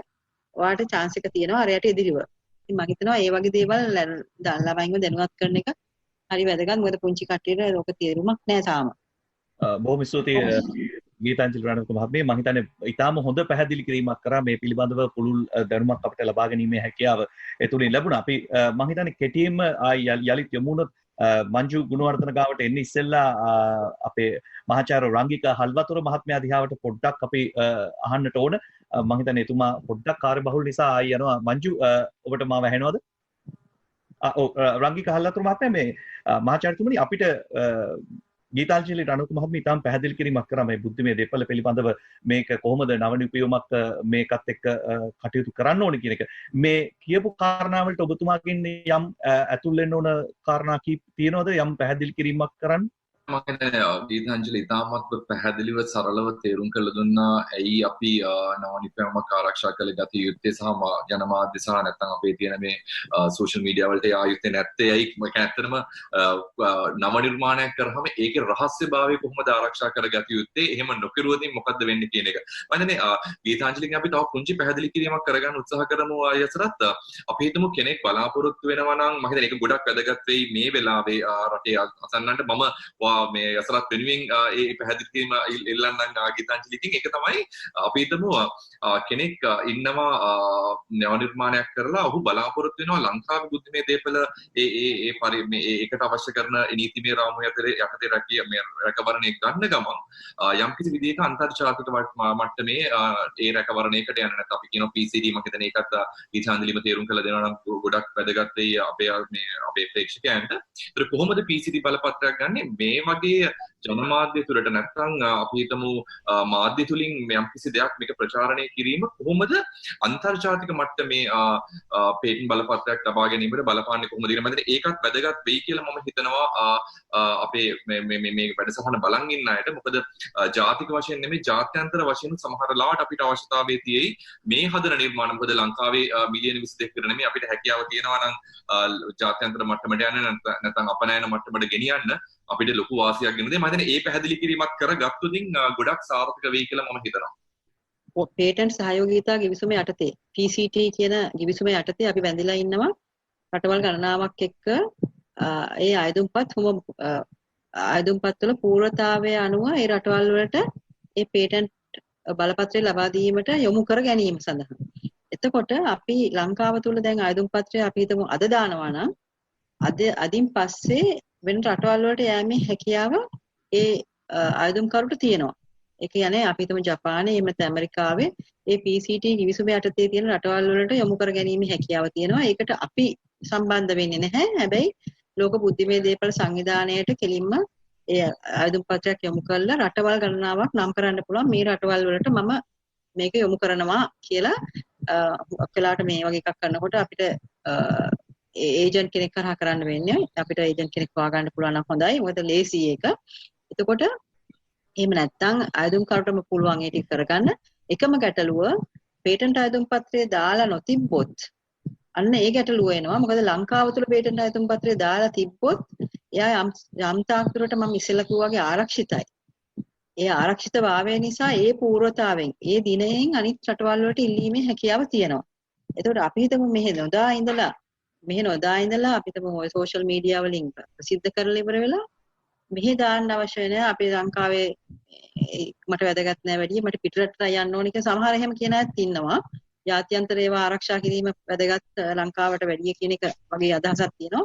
එහෙම වුණොත් යම් දවසක ඒ රටවල් වල ඒක පරීක්ෂා කරන කාලෙට ඒ රටේ එයාලට පේනවා මේ පූර්ව කලාව මෙහි කොහේ හරි ප්‍රසිද්ධ වෙලා තිබ්බා අවුරුද්දකට දෙකකට කලින් කියලා. මොකද මාස 30ක් විතර වගේ කල් හම්බ වෙනවා එයාලට. මේවා අයදුම් කළා කාලයක් තුල වැඩ කරගන්න. ඒ නිසා ඒ කාලය තුල මෙයා ප්‍රසිද්ධ කරලා තිබ්බොත් සෝෂල් මීඩියා වල අර අපි මෙහි බලනවා වගේ ඒගොල්ලන්ටත් පේනවා පූර්ව කලාව වෙන රටවල මේක ප්‍රසිද්ධ කරලා තිබ්බා කියලා. ඒක නිසා එයාට ඒක අවශ්‍යයක් වෙනවා. අපි සරලව මේ කතාව කියනකදී ඉතාමත්ම කෙටියෙන් කිව්වොතින් කියන්න තියෙන්නේ ඔබගේ බුද්ධිමය දේපල ආරක්ෂා කරගන්න අවශ්‍ය නම් මම ගීතාංජලි කියපු විදිහට ඒකේ යුතුයකම තියෙන්නේ ඒ පුද්ගලයා සතුව මම හිතන්නේ අපිටවත් ජාතික බුද්ධිමය දේපල කාර්යාලයටවත් කාටවත් ඒක ආරක්ෂා කරලා දෙන්න බෑ. ඒකේ යුතුයකම තියෙන්නේ ඔහුමද. ඔහු සමාජ මාධ්‍ය වලටත් ජන මාධ්‍ය වලටත් යන්න පෙර ඒක ආරක්ෂා කරගත යුතුයි. මම හිතන්නේ ඒක අර අවදානවට පෙර සූදානම් හොඳයි කියනවා වගේ මම හිතන්නේ පළවෙනියෙන්ම කළ යුතු දේ පේටන්ට් බලපත්‍රය ආයුධ පත්‍රය බාර දෙන එක. මහාචාර්යතුමනි අපිට ගොඩක් වෙලාවට හම්බෙන නව නිපුණකරුවෝ කියන දෙයක් තමයි ඔවුන්ගේ පේටන්ට් බලපත්‍රය ඉල්ලුම් කිරීම සඳහා ඔබතුමාලා කොමිසම යම් සහායක් ලබා දුන්නයි කියන එක. ඒක ගැන පොඩි පැහැදිලි කිරීමක් කරන්න. මොකද මේ පේටන්ට් බලපත්‍රයක් වගේ දෙයක් ඉල්ලුම් කරනකොට අලුතෙන්ම කෙනෙක් සමහරලාට මම හිතන්නේ ඒකේ තියෙන අහලා තියෙන දේවල් සමහර ඒවා පුරව ගන්න තේරෙන්නේ නැහැ කියන එක ඒ අය අපිට කිව්වා. ගොඩක් ගම්වල අපේ දරුවෝ අපිට කතා කරලා කිව්වා. එතෙන්දී ඔවුන් කියපු දෙයක් තමයි ඔබතුමාගේ ආයතනය විශේෂයෙන් ශ්‍රී ලංකා නව නිපුණකරුවන්ගේ කොමිසම ඒ සඳහා යම් සහායක් දුන්නයි කියලා. මේක අහගෙන ඉන්න කෙනෙක් ඉන්නවා නම් ඒ වගේ සහායක් අවශ්‍යයිට ඔබතුමාට දෙන්න පුළුවන් පණිවිඩය මොකක්ද? යසරත් මෙහෙමයි ඇත්තටම අපි ගත්තොතින් නිපෝ නැත්නම් ජාතික බුද්ධිමය දේපල කාර්යාලය ගත්තොතින් ඒක තමයි නීතිමය ආයතනය ලංකාව ඇතුලේ තියෙන එකම නීතිමය ආයතනය බුද්ධිමය දේපල ආරක්ෂා කරගන්න. ඒතකොට ඔහුට ඔවුන් අර දැන් අපිට තියෙනවානේ conflict of interest නැත්නම් අපි කරනකොට දැන් මම පේපර් එකක් හදලා මටම උත්තර ලියන්න බෑනේ. අන්න ඒ වගේ ඒතර බුද්ධිමය දේපල කාර්යාලයට අහිමි වෙනවා තව කෙනෙකුට උදව් කිරීමේ හැකියාව. ඒතර ඒකට සහයෝගය දක්වන්න පුළුවන් ආයතන කීපයක් ලංකාව ඇතුලේ තියෙනවා මේ යසරත් අපි ගත්තොත් NSF විද්‍යා පදනම නැත්නම් අපේ ස්ලික් නැත්නම් ශ්‍රී ලංකාවේ නව නිපැයුම් කරුවන්ගේ කොමිසම විතර මේවා ඇතුලේ තියෙනවා යම් කිසි විදිහකට සහයෝගය දැක්වීමේ ක්‍රමවේදයක්. අපි උත්සාහ කරන මොකද සමහරවිට අපි ළඟට එන නව නිපැයුම් කරන්නේ යෙදෙන පිරිස් මොකද අපි මේ නව නිපැයුම් කරුවෝ කියලා කිව්වම මේ විශ්වවිද්‍යාල ශිෂ්‍යවත් මහා මේ කියන්නේ අර උගත්කම කියන එක බාධකයක් නෙමෙයි නව නිර්මාණකරණයේ යෙදෙන බුද්ධිමත්කමයි කියන එකම අවශ්‍යතාවය. එතකොට සමහරවිට සාක්ෂරතාවය අතිනුත් සමහර වෙලාවට පල්ලෙහා මට්ටමක කෙනෙක් වෙන්න පුළුවන්. ඒතර අපි උත්සාහ කරනවා පුළුවන් තරම් තාමත්ම හොඳ. මොකද මේක නීතිමය මේ ලියවිල්ලක්. මේක සරල ඇප්ලිකේෂන් එකක් නැත්නම් මේ ෆෝරමයක් පුරවනවා කියන එක නෙමෙයි අසරත්. මොකද මේ දැන් අපි දන්නවා තමන්ගේ ඇස් දෙකින් පේන ප්‍රොපර්ටි එකක් නැත්නම් වස්තුවකට අපිට අයිතිවාසිකම් කියන ක්‍රමවේද තියෙනවා. අපි වාහනයක් ගත්තොත් ඉඩමක් ගත්තොත් ඒකට ඔප්පුවක් ලියලා ඒකට නීතිමය ක්‍රමවේදයක් තියෙනවා. ඒ වගේ මේ බුද්ධිමය දේපල තමන්ගේ බුද්ධියට අයිතිවාසිකමක් කියන්නේ මේක නීතිමය ලියවිල්ලක්. ඒතර ඒකට යම්කිසි දැනුමක් අවශ්‍ය වෙනවා. ඒතර මේ දැනුම යම්කිසි විදියකට අපි පුළුවන් තරම් අපි ළඟට එන නව නිර්මාණකරණයේ යෙදෙන පිරිසල අපි පුළුවන් තරම් උත්සාහ කරනවා ඔවුන්ගේ ඒ ඇප්ලිකේෂන් එක නැත්නම් ඒ ෆෝරමේ පුරලා දෙන්න. මම දැන් ගීතාංජලි ඉතාමත්ම නිවැරදිව සඳහන් කරා මේ ප්‍රයොරිටි ඩේ එක මේ ඩේට් එක නැත්නම් ප්‍රමුඛතා දිනය කියන එක කොච්චර වැදගත්ද කියන එක. සමහරවිට මම ඒ ඇප්ලිකේෂන් එක අයදුම්පත නිපෝ ආයතනයට බාර දෙන්න ඉස්සෙල්ලා වෙන කෙනෙක් ගිහිල්ලා බාර දුන්නේ. සමහරවිට මට තියෙන ඒ අයිතිය මට ඔප්පු කරගන්න බැරි වුණේ සමහරවිට මට නැති වෙන්න පුළුවන්. ඒතකොට ඒක මුලින් බාර දීම ඉතාමත්ම වැදගත්. ඉතින් අපි බුද්ධිමය දේපල කාර්යාලයට පුළුවන් තරම් උදව් කරන්න උත්සාහ කරන උදව්වක් නෙමෙයි ඇත්තටම අපි අපේ කාර්යභාරය කරන්න උත්සාහ කරනවා. ඔවුන්ගේ කාර්යභාරය සම්පූර්ණයෙන්ම පැත්තකින් ආරක්ෂිතව තියලා මොකද ඔවුන් මම ඉස්සෙල්ලා කියපු ඒක ඔවුන් ඉන්නේ නීතිමය රාමුවක් ඇතුලේ බැඳිලා. ඒකට අපි උත්සාහ කරනවා පුළුවන් තරම් ඔවුන්ට ජාතික වශයෙන් නෙමෙයි ජාත්‍යන්තර මට්ටමට යන්න අවශ්‍ය කරන මේ පේටන්ට් බලපත්‍ර ඒ ආයුධපත සකස් කිරීමට දෙන්න පුළුවන් දායකත්වය දෙනවා විතරක් නෙමෙයි අපි ඒකට අවශ්‍ය කරන මුල්‍යමය ප්‍රතිපාදන ලබා දෙනවා. ලංකාවේ පේටන්ට් බලපත්‍රයක් ඇප්ලයි කරන්න ඒකට ආයුධපත බාර දෙන්න රුපියල් 10,000කට අඩු ප්‍රමාණයක්යි. නමුත් මේ ජාත්‍යන්තර මට්ටමේ ඒක බාර දෙන්න ලක්ෂ ගාණක් යනවා. ඒතකොට අපිට ඒත්තු ගන්නන්න පුළුවන් නම් මේක රටට යම් කිසි විදිහට ආර්ථික ප්‍රතිලාභයක් ගේන්න පුළුවන් නව නිර්මාණයක් කියලා අපි බුද්ධිමය අපේ ශ්‍රී ලංකා නව නිපැයුම් කරුවන්ගේ කොමිසම විදියට අපිට හැකියාව දෙන ඔවුන්ට මේ අවශ්‍ය කරන තාක්ෂණික ඥානය විතරක් නෙමෙයි මුල්‍යමය දායකත්වයක් දීලා ඒ බුද්ධිමය දේපල ආරක්ෂා කරගන්න. බොහොම ස්තුතියි. අපි දැන් යමු වෙනවා මංජු ගුණවර්ධනට. මම හිතන්නේ ප්‍රායෝගිකවම මේ කාර්ය නියැලෙනු පුද්ගලයෙක් හැටියට මංජු අද අපිත් එක්ක සම්බන්ධ වෙන මේ කටයුත්තේදී ඔහු නව නිපැයුම් 75ක් අපිට නිෂ්පාදනය කරපු පුද්ගලෙක්. හරිද? ඒ වගේම සම්මාන ගණනාවක් දීලා තියෙනවා. මම හිතන්නේ මේ සෑහෙන වෙලාවක් යනවා මේ සම්මාන ටික කියන්න ගියොත්. ඒකින්ද මංජු අපි කෙටියෙන්ම කිව්වොත් දැන් ගොඩක් දෙනෙක් මේ ශේෂ්ත්‍රයක් තුල එන්නේ කියන්නේ මේක ශේෂ්ත්‍රයක් හැටියට කිව්වොත් පැත්තකින් නිවැරදි වෙන්න පුළුවන්. මම දන්නේ මහාචාර්යතුමා මාත් එක්ක තරහ වෙයිද කියලා එහෙම කිව්වොත්. ඉතින් මේ මොකද හේතුව මේ ඔබතුමා මේ මංජුගේ දිහා බැලුවම අපිට තේරෙනවා ඒ කියන්නේ ඒක ශේෂ්ත්‍රයක් කරගත්ත කෙනෙක්නේ. ඒක නිසා දැන් අපි පහුගිය දවස්වල සමාජ මාධ්‍යයට ගියාම දැක්කා මේ ඩ්‍රෝන ටිකක් වට කරගෙන යම් පණිවිඩයක් දාලා තිබ්බා. ඉතින් මේ වගේ නිර්මාණ ගොඩක් අපි දකින්න එතන. ඊටතරත් අර මම නව නිර්මාණ කරුව ගැන දෙයක් කිව්වනේ පොඩි පිස්සුවක් තියෙන්න ඕනි කියලා මංජුගේ මූණ බැලුවම නව නිර්මාණ කරුවෙක් කියන එකේ නියම ප්‍රතිරූපය බලා ගන්න පුළුවන්. සර් නොකිය කිව්ව පිස්සු කියලා. මම ඒක හැමදාම අහගන්නවා. මම ඒක මේ රංගික වගේ කෙනෙක්ගෙන් එහෙම අහගන්න ලැබීම ඉතා වැදගත් දෙයක්. මොකද හැමෝටම ඕක කියන්නෙත් නැති නිසා. මොකද අපි දෙන්නම එකම ජාතියේ හින්දා තමයි බය නැතුව කියන්න පුළුවන්. මංජු ශ්‍රී ලංකාවේ නව නිපැයුම් කරුවෙක් හැටියට ඔබට මොකද්ද කියන්න තියෙන මේ අලුතෙන් මේ දිහා බලන නව නිපැයුමක් කරන අයට ඔබට දෙන්න පුළුවන් පණිවිඩය මොකද්ද? යසරත් ඇත්තටම දෙන්න පුළුවන් පණිවිඩ බොහොමයක් තියෙනවා. රංගික සෑහෙන්න ගැඹුරින් ඒක කිව්වා. ඇත්තටම මේ නව නිර්මාණයක් කිරීම කියන එක නෙමෙයි ඇත්ත කතාව. නව නිර්මාණයක් Tamanට දැනෙන්න ඕනේ. ඉස්සෙල්ලා අපි වටපිටාවේ බලනකොට අපි සමාජයේ ජීවත් වෙනකොට අපේ සමාජයේ වටා තියෙන යම්කිසි ප්‍රශ්නයක් හෝ ප්‍රශ්න මාලාවක් යම්කිසි ක්‍රමයකට විසඳා ගැනීමට Tamanගේ හිත යොමු කිරීම නෙමෙයි යොමු වීම තමයි නව නිර්මාණකරණයේ පළවෙනිම අදියර. ඉතින් වෘත්තීයමය නව නිර්මාණකරණයේදී ඔය සොයා බැලීම සිද්ධ වෙනවා. ඇඟට දැනෙන්න කලින් අපි වටපිටාව බලනවා. මොකද්ද අපිට කළ හැක්කේ කියන එක. විශේෂයෙන්ම ඔය පාසල් ශිෂ්‍යයන්ට විශ්වවිද්‍යාල ශිෂ්‍යයන්ට වගේ වෙන්නේ ඒගොල්ලන්ට මේක දැනෙන්න පටන් ගන්නවා. තමාගේ ෆන්ඩමෙන්ටල් ස්ටඩීස් වලින් නැත්තම් මූලධර්ම ඉගෙන ගනිද්දී මේ මූලධර්ම කොහොමද යා කරගන්නේ තියෙන ප්‍රශ්නයක් විසඳීමට කියන එක දැනෙන්න පටන් ගත්ත ගමන් තමන්ට දැනෙනවා මට මේක කරන්න හැකි කියන එක. ඒක තමයි නව නිර්මාණකරණයේ පළවෙනි බීජය. ඊට පස්සේ අපි කියන අයිඩියේෂන් කියලා. අපි දැන් මේකේ ක්‍රමවේදයන් සොයා බලන්න. ක්‍රමවේදයන් ඔබලට අරින්න උත්සාහ කරනවා. අදහස් ගොනු කරනවා. මේ නව නිර්මාණකරණයේ තියෙන්නේ ඇත්තටම ලයිෆ් සයිකල් එකක්. මේක රේඛීයව යන එකක් නෙමෙයි. මේක මේ වක්‍රාකාරව යන දෙයක්. ඉස්සෙල්ලාම අපිට අදහසක් දැනෙනවා, හෝ අදහසක් සොයා ගන්නවා. ඊට පස්සේ අපි මේ අදහස ගොනු කර ගන්නවා, උත්සාහ කරනවා තමාගේ තියෙන විද්‍යාත්මක ධර්මයෙන් තමාගේ විද්‍යාත්මක දැනුම නැත්නම් ඒ දැනුම තියෙන පිරිසක් එකතු කරගන්න පුළුවන්. නව නිර්මාණකරණය තනියම යෙදෙන්න ඕනේ කියලා නීතියක් තියෙන එකක් නෙමෙයි. අපි ගොඩක් වෙලාවට ඔය විශේෂයෙන් අපේ තියෙන පේටන්ට් ගත්තොත් මම ඉන්නේ වයි කීප දෙනෙක් අපි යොදාගෙන වැඩ කරලා තියෙනවා. අදහස එන්න පුළුවන් කෙනෙකුට.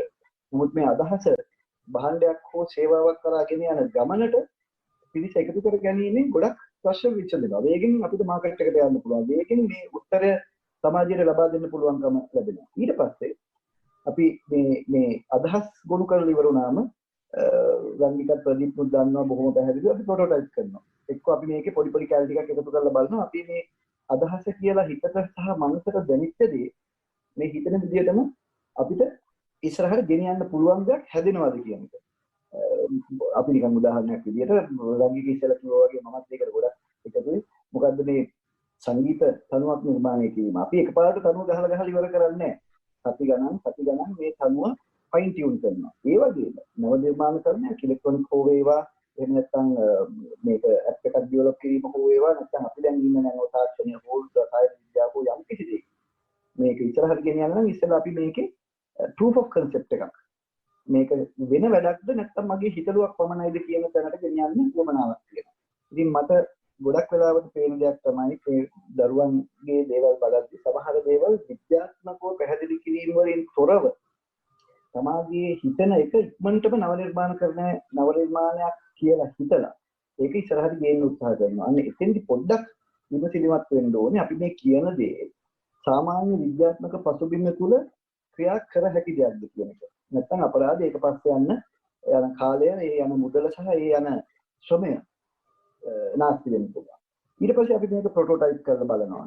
ප්‍රොටෝටයිප් කරලා බලලා මේක මේ අවශ්‍යතාවය තියෙන ජන කොටසට භාවිතා කිරීමට හැකි වෙන විදියට පොඩි ඩිසයින් එකක් කරගන්න ඕනේ. දැන් ගීතාංජලි කිව්වා වගේ මේ දවස්වල අපිට තියෙනවා ගොඩාක් අය මේ මුඛ ආවරණ ඩිසයින් කරනවා. එතකොට සමහර මුඛ ආවරණ වල මේ concept එක ඉතාම හොඳයි. ඒගොල්ලෝ හිතලා තියෙන විදිය හොඳයි. කාලීන ප්‍රශ්නෙට උත්තරයක් හොයනවා. කාලීන ප්‍රශ්නෙට දැනට තියෙන උත්තරයට වඩා ඉතාමත් හොඳ උත්තර හොයන්න උත්සාහ කරනවා. නමුත් මේක ප්‍රැක්ටිකලි ඉම්ප්ලිමන්ට් කරන්න පුළුවන්ද කියන එක බලන්න අපි පොඩි ඩිසයින් එකක් කරලා ඒක හදන්න. හදලා බැලුවම අපිට පේනවා මේ අඩුපාඩු කොහොමද මේක ඒ විදිහට නෙමෙයි නම් මේක හදාගෙන බැලීමේදී තමයි තේරෙන්නේ මොන විදිහට මේක පොඩි වෙනස්කම් වලට භාජනය කරන්න ඕනද යනවා. ඊට පස්සේ අපිට මේකේ ඒ කරපු ඩිසයින් එකත් එක්ක එහෙම නැත්නම් ඒ හදපු ප්‍රොටෝටයිප් එකත් එක්ක අපිට පුළුවන්කම තියෙනවා මේක යොදවලා බලන්න. දැන් මම ඒ උදාහරණෙම ගත්තොත් අපි ඩිසයින් එකක් කරලා අපි ඉස්සෙල්ලාම මේ ප්‍රශ්නේ දැකලා ඊට පස්සේ අපි ඒකට අවශ්‍ය තොරතුරු අදහස් ගොනු කරගෙන පොඩි ප්‍රොටෝටයිප් එකක් හදලා ගිහිල්ලා මේක භාවිතා කරන්නෙකුට දෙනවා. මේක පාවිච්චි කිරීමේදී යම් කිසි වෙනසක් සිදු වෙනකොට මම මේ කරපු වැඩේ හරියද? අන්න ඔය ටිකත් සොයා බලන්න ඕනේ. නැත්නම් අපි හිතනවා මා මේක නිර්මාණය කරපු නිසා මොහොම මේක පාවිච්චි කළ යුතුයි කියලා වගේ අදහසක්. නමුත් පාවිච්චි කරන්නගේ සම්පූර්ණ භාවිතය මම නව නිර්මාණකරණය කරන කෙනෙක් වශයෙන් නොදැනෙන්න පුළුවන්. ඒකෝර අපි දෙන්න එකතු වෙ යුතුයි. භාවිත කරන්නා සහ නිර්මාණකරුවා එකතු වෙලා මේක ෆයින් ටියුන් කරන්න ඕනේ. පොඩි වෙනස්කම් වලට භාජනය කරලා ඊට පස්සේ අපිට ලැබෙනවා නිර්මාණකරුවා සහ භාවිතා කරන්නා දෙන්නාගේ සංයෝගය. ඊට පස්සේ මේක ප්‍රොඩක්ට් එකක් විදිහට එළියට ගෙනියන ගමන පටන් ගන්න පුළුවන්. ඊට පස්සේ දිගු ගමනක් තියෙනවා.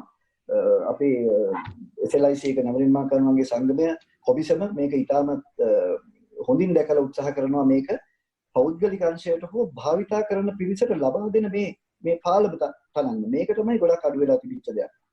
අපේ නව නිර්මාණකරණයේ යෙදෙන්නේ කරන නිර්මාණය භාවිතා කරන්නන්ගේ ඒ කොටසකට කොහොමද ලින්ක් කරලා දෙන්නේ?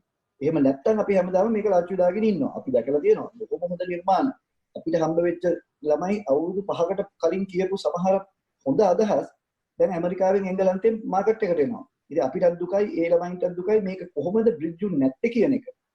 දැන් අපි ඉස්සර හිතුවේ අපි මේ ලංකාවේ තියෙන අංශකේ වැරද්දක් කියලා මේක. අපි මේ ඉන්න දැනේ ප්‍රශ්නයක් හින්දා අපි පොඩ්ඩක් අයිසොලේට් වෙලාද නැත්නම් අපි මේ දූපතේ කොනක ඉන්න හින්දා ලෝකෙ කොනක් අල්ලගෙන ඉන්න හින්දාද කියලා. දැන් මේ කතාව ඔක්කොම ඉවරයි. දැන් අපි කරන දේ විනාඩි 5ක් ඇතුලේ ඕනනම් ලෝකේ තියෙන උඩම එහා සම්බන්ධ වෙන ආයතනයකට යවන්න පුළුවන්. ඉතින් දැන් වෙලා තියෙන්නේ කාරණා දෙකක් තියෙනවා. මම පේටන්ට් අන්තර්ජාතික පේටන්ට් බලපත්‍ර සහිත නව නිර්මාණකරුවෙක් විදියට දැන් අපි පොඩ්ඩක් වෙනස් මනසකින් වැඩ කරනවා. අපි මේ ඕපන් ඉනෝවේෂන් කියලා මොනවා හරි දෙයක් දැක්කොත් ඒක ඉමීඩියට්ලි දන්න ඔක්කොටම කියලා දානවා. අපිට කලින් කාට හරි කරගෙන යන්න පුළුවන් නම් ඒක කරගෙන යන්න කියලා. ඒක බුද්ධිමය දේපල තමාට අත්පත් කර නොගෙන නව නිර්මාණ කරන පිරිසකුත් ඉන්නවා. ඒ concept එක ඇත්තටම ඒ සිතුවිල්ල මට හඳුන්වා දුන්නේ මහාචාර්ය අජිත් ජල්දිස් මහත්තයා මීට අවුරුදු 15කට විතර කලින්. ඒකෝර අපි මේ පේටන්ට් කියලා බුද්ධිමය දේපල එකතු කරන අතරතුරේදී සමහර අපේ නිර්මාණයක් සම්පූර්ණයෙන් මට අයිති ඒවා. මට පුළුවන්කම තියෙනවා ඕපන් ඉනෝවේෂන් විදියට Facebook එකේ හෝ දන්න තව ළමයි කීප දෙනෙකුට හෝ අපේ විශ්වවිද්‍යාල ශිෂ්‍යයන්ට දීලා මේක ඕගොල්ලෝ කරගෙන යන්න කියලා ඒක දීලා ඒක පිටුපස්සේ ඉඳලා උදව් කරලා පස්සේ බලාගෙන සන්තෝෂ වෙන්න. ඒක කරන්න පුළුවන්. එතකොට ඒ අයට අවශ්‍ය නම් පේටන්ට් එකක් ඇප්ලයි කරන්න පුළුවන්. නැත්නම් ඒගොල්ලන්ටත් ඒක සමාජ සුබ සිද්ධිය සඳහා සුබ විහරණය සඳහා නොමිලේ ලබා දෙන්න. හැබැයි දැන් අපි කරන නව නිර්මාණයේදී ඒක ගොඩක් වෙලාවට කරන්න අමාරුයි. මොකද අපි වෙනත් ආයතන වල මුදල් පාවිච්චි කරමින් නිර්මාණකරණයේ යෙදෙනවා. තාත් ඒක ප්‍රොෆෙෂනල් ඉනෝවේෂන් නැත්නම් ප්‍රොෆෙෂනල් ප්‍රොඩක්ට් ඩෙවලොප්මන්ට්. ඒකෝට ඒගොල්ලන්ට IPL ලබා දීලා තමාගේ නිර්මාණ ඕපන් ඉනෝවේෂන් විදියට යන්න පුළුවන්කමක් තියෙනවා. මෙතන තියෙන ලොකුම ගැටලුව තමයි අපි මේ ඔක්කොම එක රැල්ලට එකම දේ හිතනකොට දැන් ඔය ගීතාංජලි කිව්වා වගේ කෙනෙක් කියනවා මට මේක කලින් හිතුණා. දැන් මේ කොවිඩ් අවස්ථාවේදී තියෙන ප්‍රශ්නේ මේක වඩා බලපතල වෙනවා. මොකද හැමෝම දන්නවා තියෙන ප්‍රශ්න මොනවද කියලා. මුඛ ආවරණ, සැනිටයිසර් නැත්නම් රසායන ද්‍රව්‍ය, ඊට පස්සේ පෞද්ගලික ආරක්ෂක කිට් PPEs කියලා කියන ඒවා මේ ප්‍රශ්නාවලිය සමාජයෙන් ඉදිරියට එනකොට මේ ප්‍රශ්න වලට නිගතින්න උත්තර හොයන්න නව නිර්මාණකරුවන් පෙළඹෙනවා.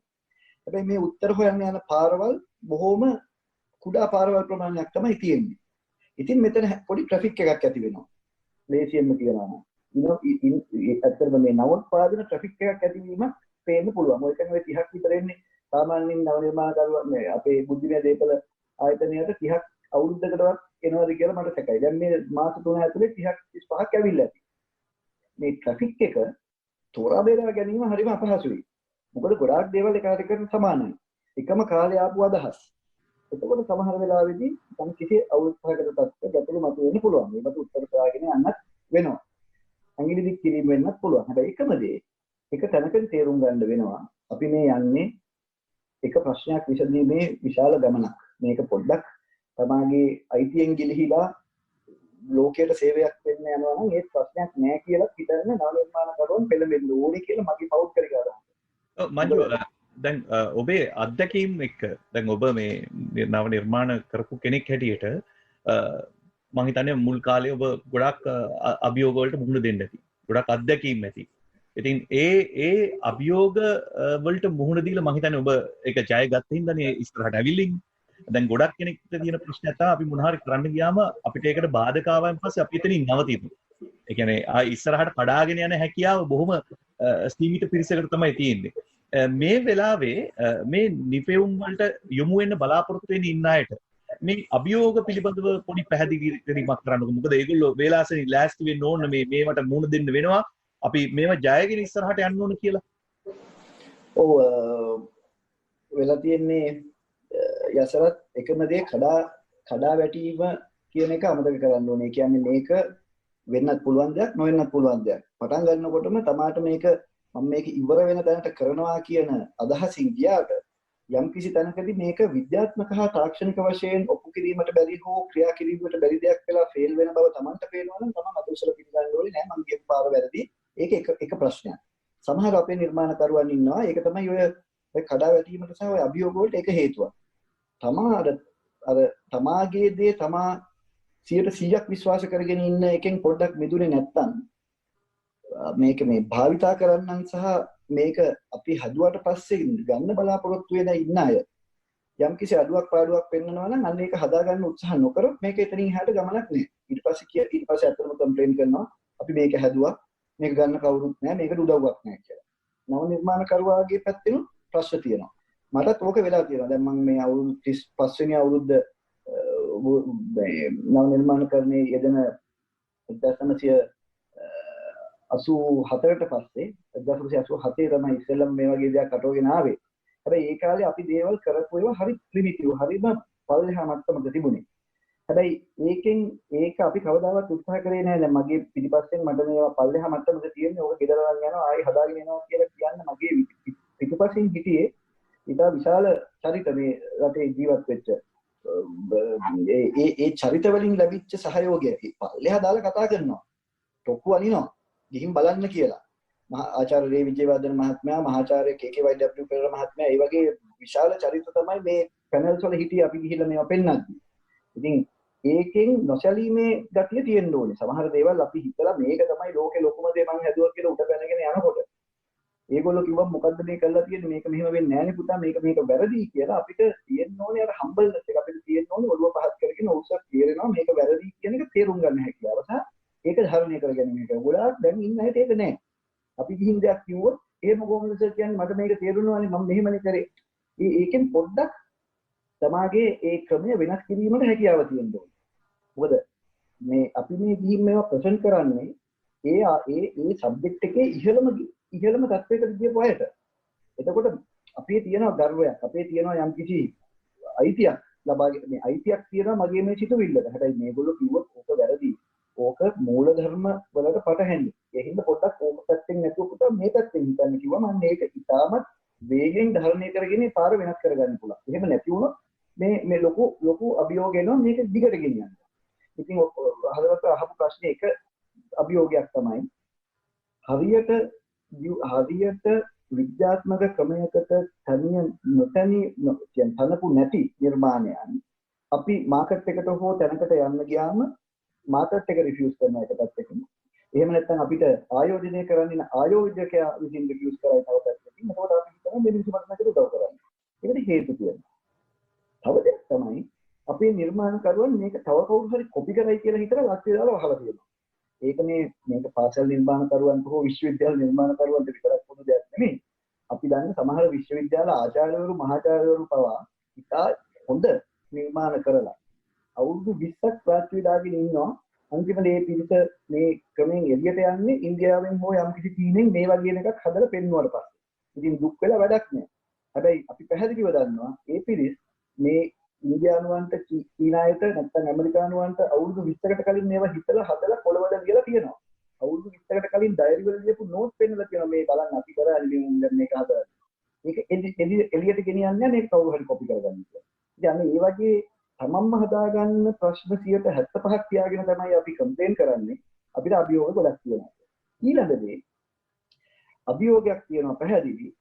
අපි යම් කිසි නව නිර්මාණක දෙයක් ඔළුවට ඇවිල්ලා ඕක අයිඩියේට් කරලා ඕකේ ප්‍රොටෝටයිප් කරලා ඕක හදන්න බලනකොට ලංකාව ඇතුලේ ඕක හැදුවම ඒ යන පිරිවැය නැත්නම් හැදීමට යන මුදල වියදමට වඩා 5ක 10ක වියදමකට මේක චීනයේ හෝ විශාල වශයෙන් හදන තැනකින් මේක හදලවන්න පුළුවන්. ඒ වෙලාවේදී අපිට පුළුවන්කම තියෙන්න ඕනේ මැද්දදී නැවතුවා මේ අර අපේ ගීතාංජලි කිව්වා වගේ බුද්ධිමය දීපල ආරක්ෂා කරගෙන තියනවා නම් මේ දීපල යම් කිසි පාර්ශවයකට ලයිසන්ස් කරන්න හෝ විකුණා ගන්න හෝ ඒ තීරණය ගන්න. මොකද උදාහරණයක් විදිහට අපි ඉතාම හොඳ නිර්මාණයක් ලංකාවේ කෙරුවොත් ඒ නිර්මාණයේ ලංකාව ඇතුලේ භාවිතය අවම නම් ලෝකේ පුරා භාවිතය නම් මේකේ අපේ අදහස වෙන්න ඕනේ.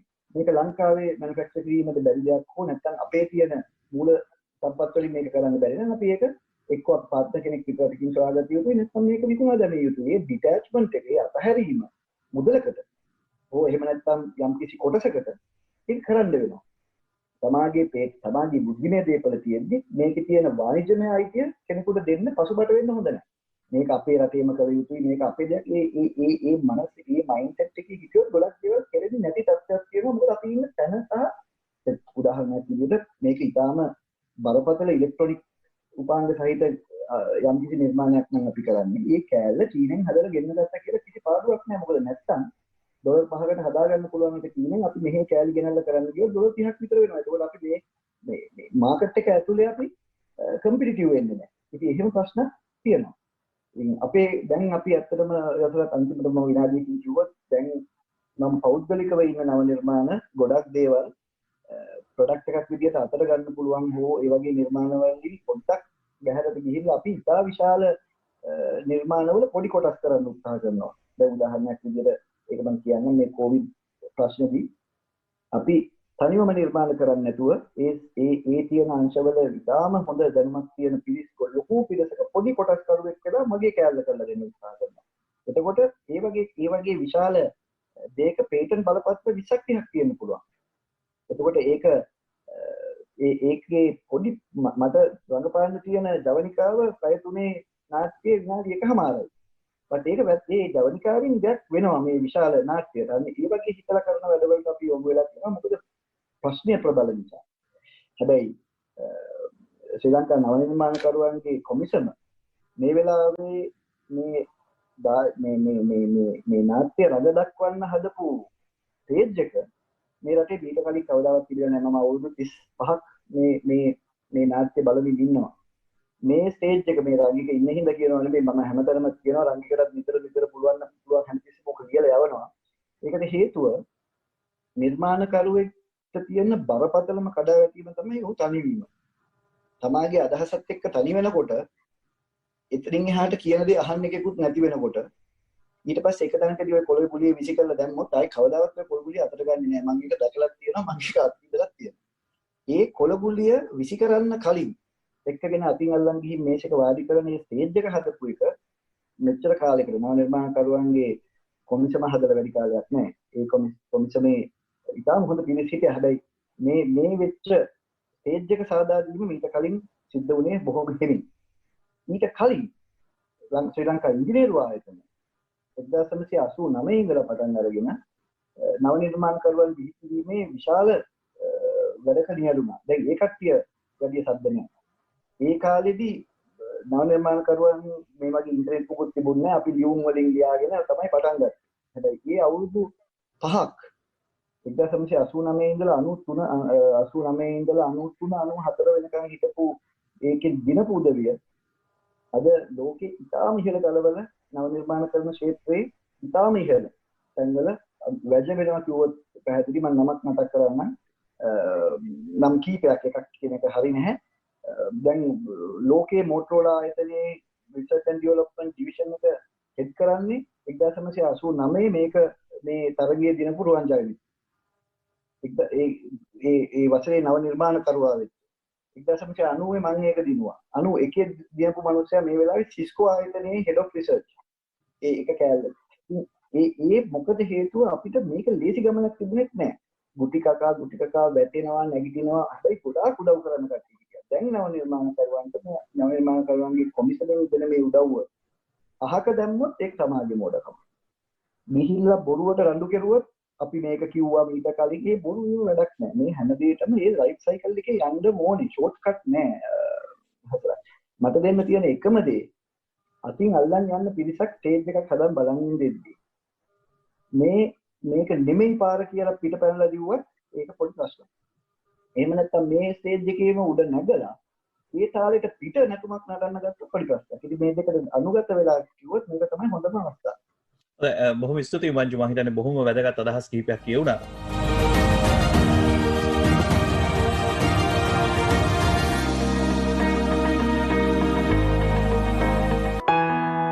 අනුපමේය ස්නේහයෙන් නොනිමි දයාවෙන් ජීවිතයම සනහන්නිය ජීවිතයම සරසන්නිය ජීවිතයම පුරවන්නිය අම්මා ඇය උත්තරීතර වන්නේය.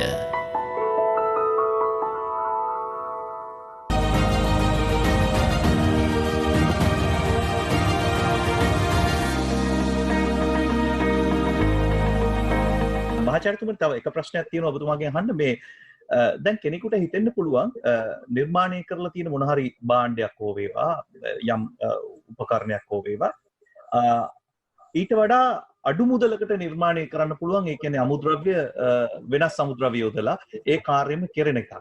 ඒක නව නිර්මාණයක් බවට පත් වෙනවද? ඒ සඳහා අයිතියක් ඔහුට ලබා ගන්න පුළුවන්ද? මොකක්ද මේකේ තත්ත්වය?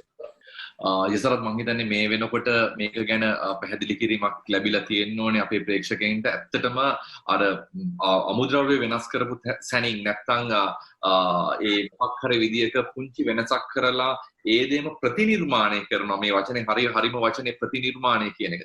ප්‍රතිනිර්මාණ නව නිර්මාණ ගණයට වැටෙන්නේ නැහැ. මං හිතන්නේ ඒක ප්‍රතිනිර්මාණ මම කියන්නේ නැහැ ලංකාවේ සම්පූර්ණ නැවැත්විය යුතුයි කියන එක.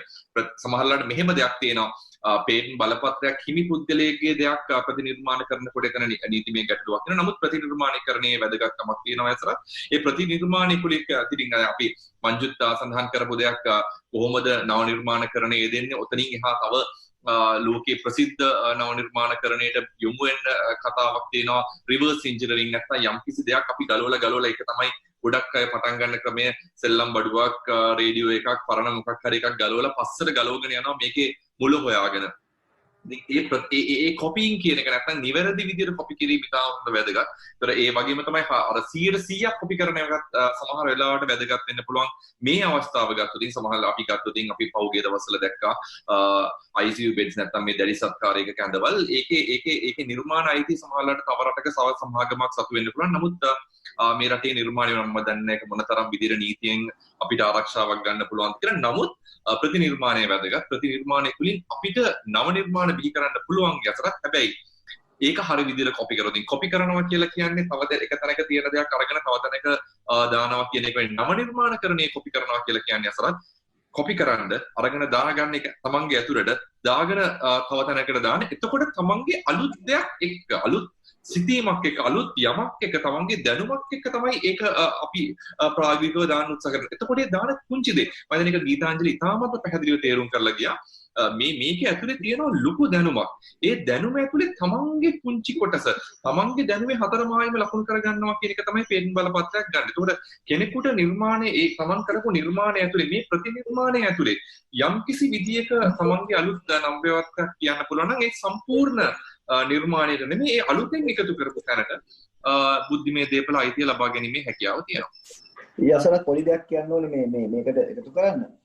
මම පෞද්ගලිකව දකින තව නිර්මාණකරණයේ කොටසක් තියෙනවා. දැන් රංගික කියපු තුනට අමතරව අපි ඒකට කියනවා wise integration of available technologies කියලා. ඒ කියන්නේ අපි කීප දෙනෙක්ගේ බුද්ධිමය දේපල සහිත දේවල් ටිකක් එකට අරගෙන අපි ඉන්ටිග්‍රේට් කරගත්තොත් මේක අමුණ ගත්තොත් අපේ තියෙන ප්‍රශ්නයක් විසඳ ගන්න ඒක මේ හැම තැනදීම රිෆ්ලෙක්ට් වෙන්න පුළුවන් දෙයක්. ඒක නව නිර්මාණයක්, නව උත්පාදනයක් හෝ රිවර්ස් ඉන්ජිනියරින් කරපු දෙයක් වෙන්න පුළුවන්. හැබැයි ඒ තියෙන දැන් උදාහරණයක් විදිහට මම ඒ විදිහට කරපු එක උදාහරණයක් කියන්නම්. අපි උදාහරණයක් විදිහට මේ වෙලාවේ හිතුවොත් අපිට ඔය මාස්ක් දැන් නැවත පාවිච්චි කිරීම සඳහා අපේ දරුවන් කීප දෙනෙක්ම සහ විශ්වවිද්‍යාල ආචාර්යවරුන් පවා දැන් හදනවා පොඩි කුටීරයක්. ඒ කුටීරය ඇතුළට මාස්ක් එක දාලා අපි UV light එහෙම නැත්නම් හයිඩ්‍රජන් පෙරොක්සයිඩ් වගේ ස්ප්‍රේ කරලා මේක වැඩි ප්‍රශ්න විසඳ ගන්න උත්සාහ කරනවා. ඒක හරියනවා. හැබැයි කුටීරය කියන එකට මීට කලින් පේටන්ට් එකක් තියෙනවා. UV කියන එක common knowledge එකක්. ඒකට පේටන්ට් තිබුණා. ඒ පේටන්ට් වල අවුරුදු 20 ඉවර වෙනවා. UVC කියන මේ බල්බ් එකට ඒකට පේටන්ට් එකක් තිබුණා. H2O2 ස්ප්‍රේ එක knowledge එක තිබිච්ච knowledge එකක් අරගෙන WHO එක මේ වෙලාවේ එළියට දාපු දෙයක්. මේ හැම දෙයකම බුද්ධිමය දේපල තිබිලා හෝ තියෙනවා. නමුත් අපි කරන්නේ මේ තියෙන පොඩි බුද්ධිමය දේපල සහිත කැලි ටිකක් එකතු කරලා අපේ ජීවනාවේ තියෙන දැවෙන ප්‍රශ්න විසඳා ගැනීම සඳහා උත්තරයක් එක්කෙනවා. ඒක අර බුද්ධිමත් එකතු කිරීමක් අපි කරනවා මේ දැනට භාවිතා වෙන දේවල් මේ තියෙන ප්‍රශ්න විසඳ ගන්න. ඒක ගොඩක් ළමයි කරලා තියෙනවා. ඒක කිසිම වරදක් දකින්න හොඳ නැහැ. ඒක එක තැනකදී හරියට ගීතාංජලිගේ පැත්තෙන් මේකේ ප්‍රායෝගික බලන අපි ඇත්තටම කියන්න ඕනේ ගොඩක් මේ ආයතන තියෙනවා දැන් මේ පේටන්ට් ඇටර්නිස්ලා ඒ නීතිඥවරු ඉන්නවා විද්‍යාඥයන් සහ ඉංජිනේරුවන් පසුකාලීනව ලෝ කරලා නීතිය ඉගෙනගෙන පේටන්ට් නීතිඥයන් බවට පත් වෙච්ච. ඒගොල්ලෝ විශාල සේවයකුත් කරනවා. අර ගීතාංජලි කිව්වා වගේ අපිට ලියා ගන්න බැරි දේවල් තියෙනවා නම් අපි කරන්නේ මුළු අදහස මේගොල්ලන්ට දුන්නම අපේ පේටන්ට් එකේ දැන් මේගොල්ලෝ ගීතාංජලි මහත්මිය ඒගොල්ලන්ගේ ආයතනයෙන් යම් කිසි දෙයක් කිව්වොත් නෑ මේක ප්‍රයාසවලින් මෙන්න මේ විදිහට හිර වෙනවා ඔයා කියලා අරගොල්ලෝ පොඩි උදව්වක් දෙනවා මෙන්න මේ වගේ පොඩි වංගුවක් දැක්කොත් ඒකෙන් එළිය කියන එක හොයන්න. ඒක නිර්මාණකරුවන්ට ලේසි නෑ. ඒ සර්විස් එක ගොඩක් පේටන්ට් ඇටර්නිස්ලා දෙනවා දැන්. මොකද ඒගොල්ලෝ විද්‍යාව සහ ඉංජිනේරු විද්‍යාව හදාරපු අය.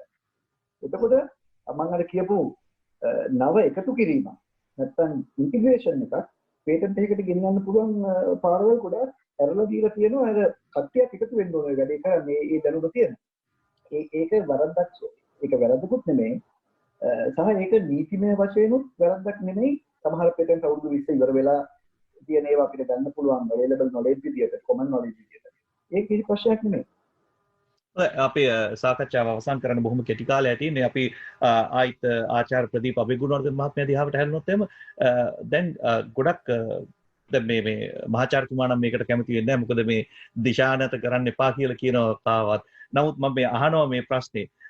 අපි පහුගිය දවසක සාකච්ඡාවකදී අහුව දෙයක් තමයි ලංකාවේ තරුණ තරුණියෝ මේ පරිගණක සම්බන්ධ මේ පරිගණක විද්‍යාව සම්බන්ධ ශාස්ත්‍රයන්ට මුණ යොමුණෙන් පස්සේ මේවයි තියෙනවා ගොඩාක් විෂයන් එක එක අංශ තියෙනවා. නමුත් මේවයි බොහොම සීමිත ප්‍රමාණයකට විතරයි අපේ දරුවෝ ලංකාවේ දරුවෝ යොමු වන්නේ. මේකේ තියෙනවා තව විෂය ශාස්ත්‍රයේ තව පුළුල් වෙච්ච ඒ කියන්නේ තවත් විෂය ගණනාවක් තියෙනවා අපි අවධානය යොමු කරන්න ඕනේ. ඉතින් ඒව දිහාවට හැරිලා අලුත් දේවල් බිහි කරන්න කියන එක මම හිතන්නේ එතනදී සාකච්ඡා වුණා. මම මේ එතුමා මහාචාර්යතුමා එකඟ නොවුනත් මම ඔබතුමාගෙන් අහනවා ඒ ප්‍රශ්නේ යම් ශාස්ත්‍ර තියෙනවද තවමත් අපි අවධානය යොමු නොකර ලංකාවේ? ඇත්තටම මේ එක මං හිතන්නේ දිශානත කිරීමක් නෙවෙයි. බොහෝ දුරට අපේ දරුදරුවන්ට අවශ්‍ය දැනුම සහ ඒ අවශ්‍ය වපසරිය කියලා දැනුම ලබා දීමක් කියලා මං හිතන විදිහට හිතෙන්නේ. මොකද දිශානත කිරීමක් වුණොත් අපි කියන්න ඕන මෙන්න මේක තමයි තියෙන ටෙක්නොලොජි එක, මේක තමයි තියෙන මොනවා හරි software library එක, මේකම use කරන්න, මේක පාවිච්චි කරන්න. එහෙම දෙයක් නෙවෙයි.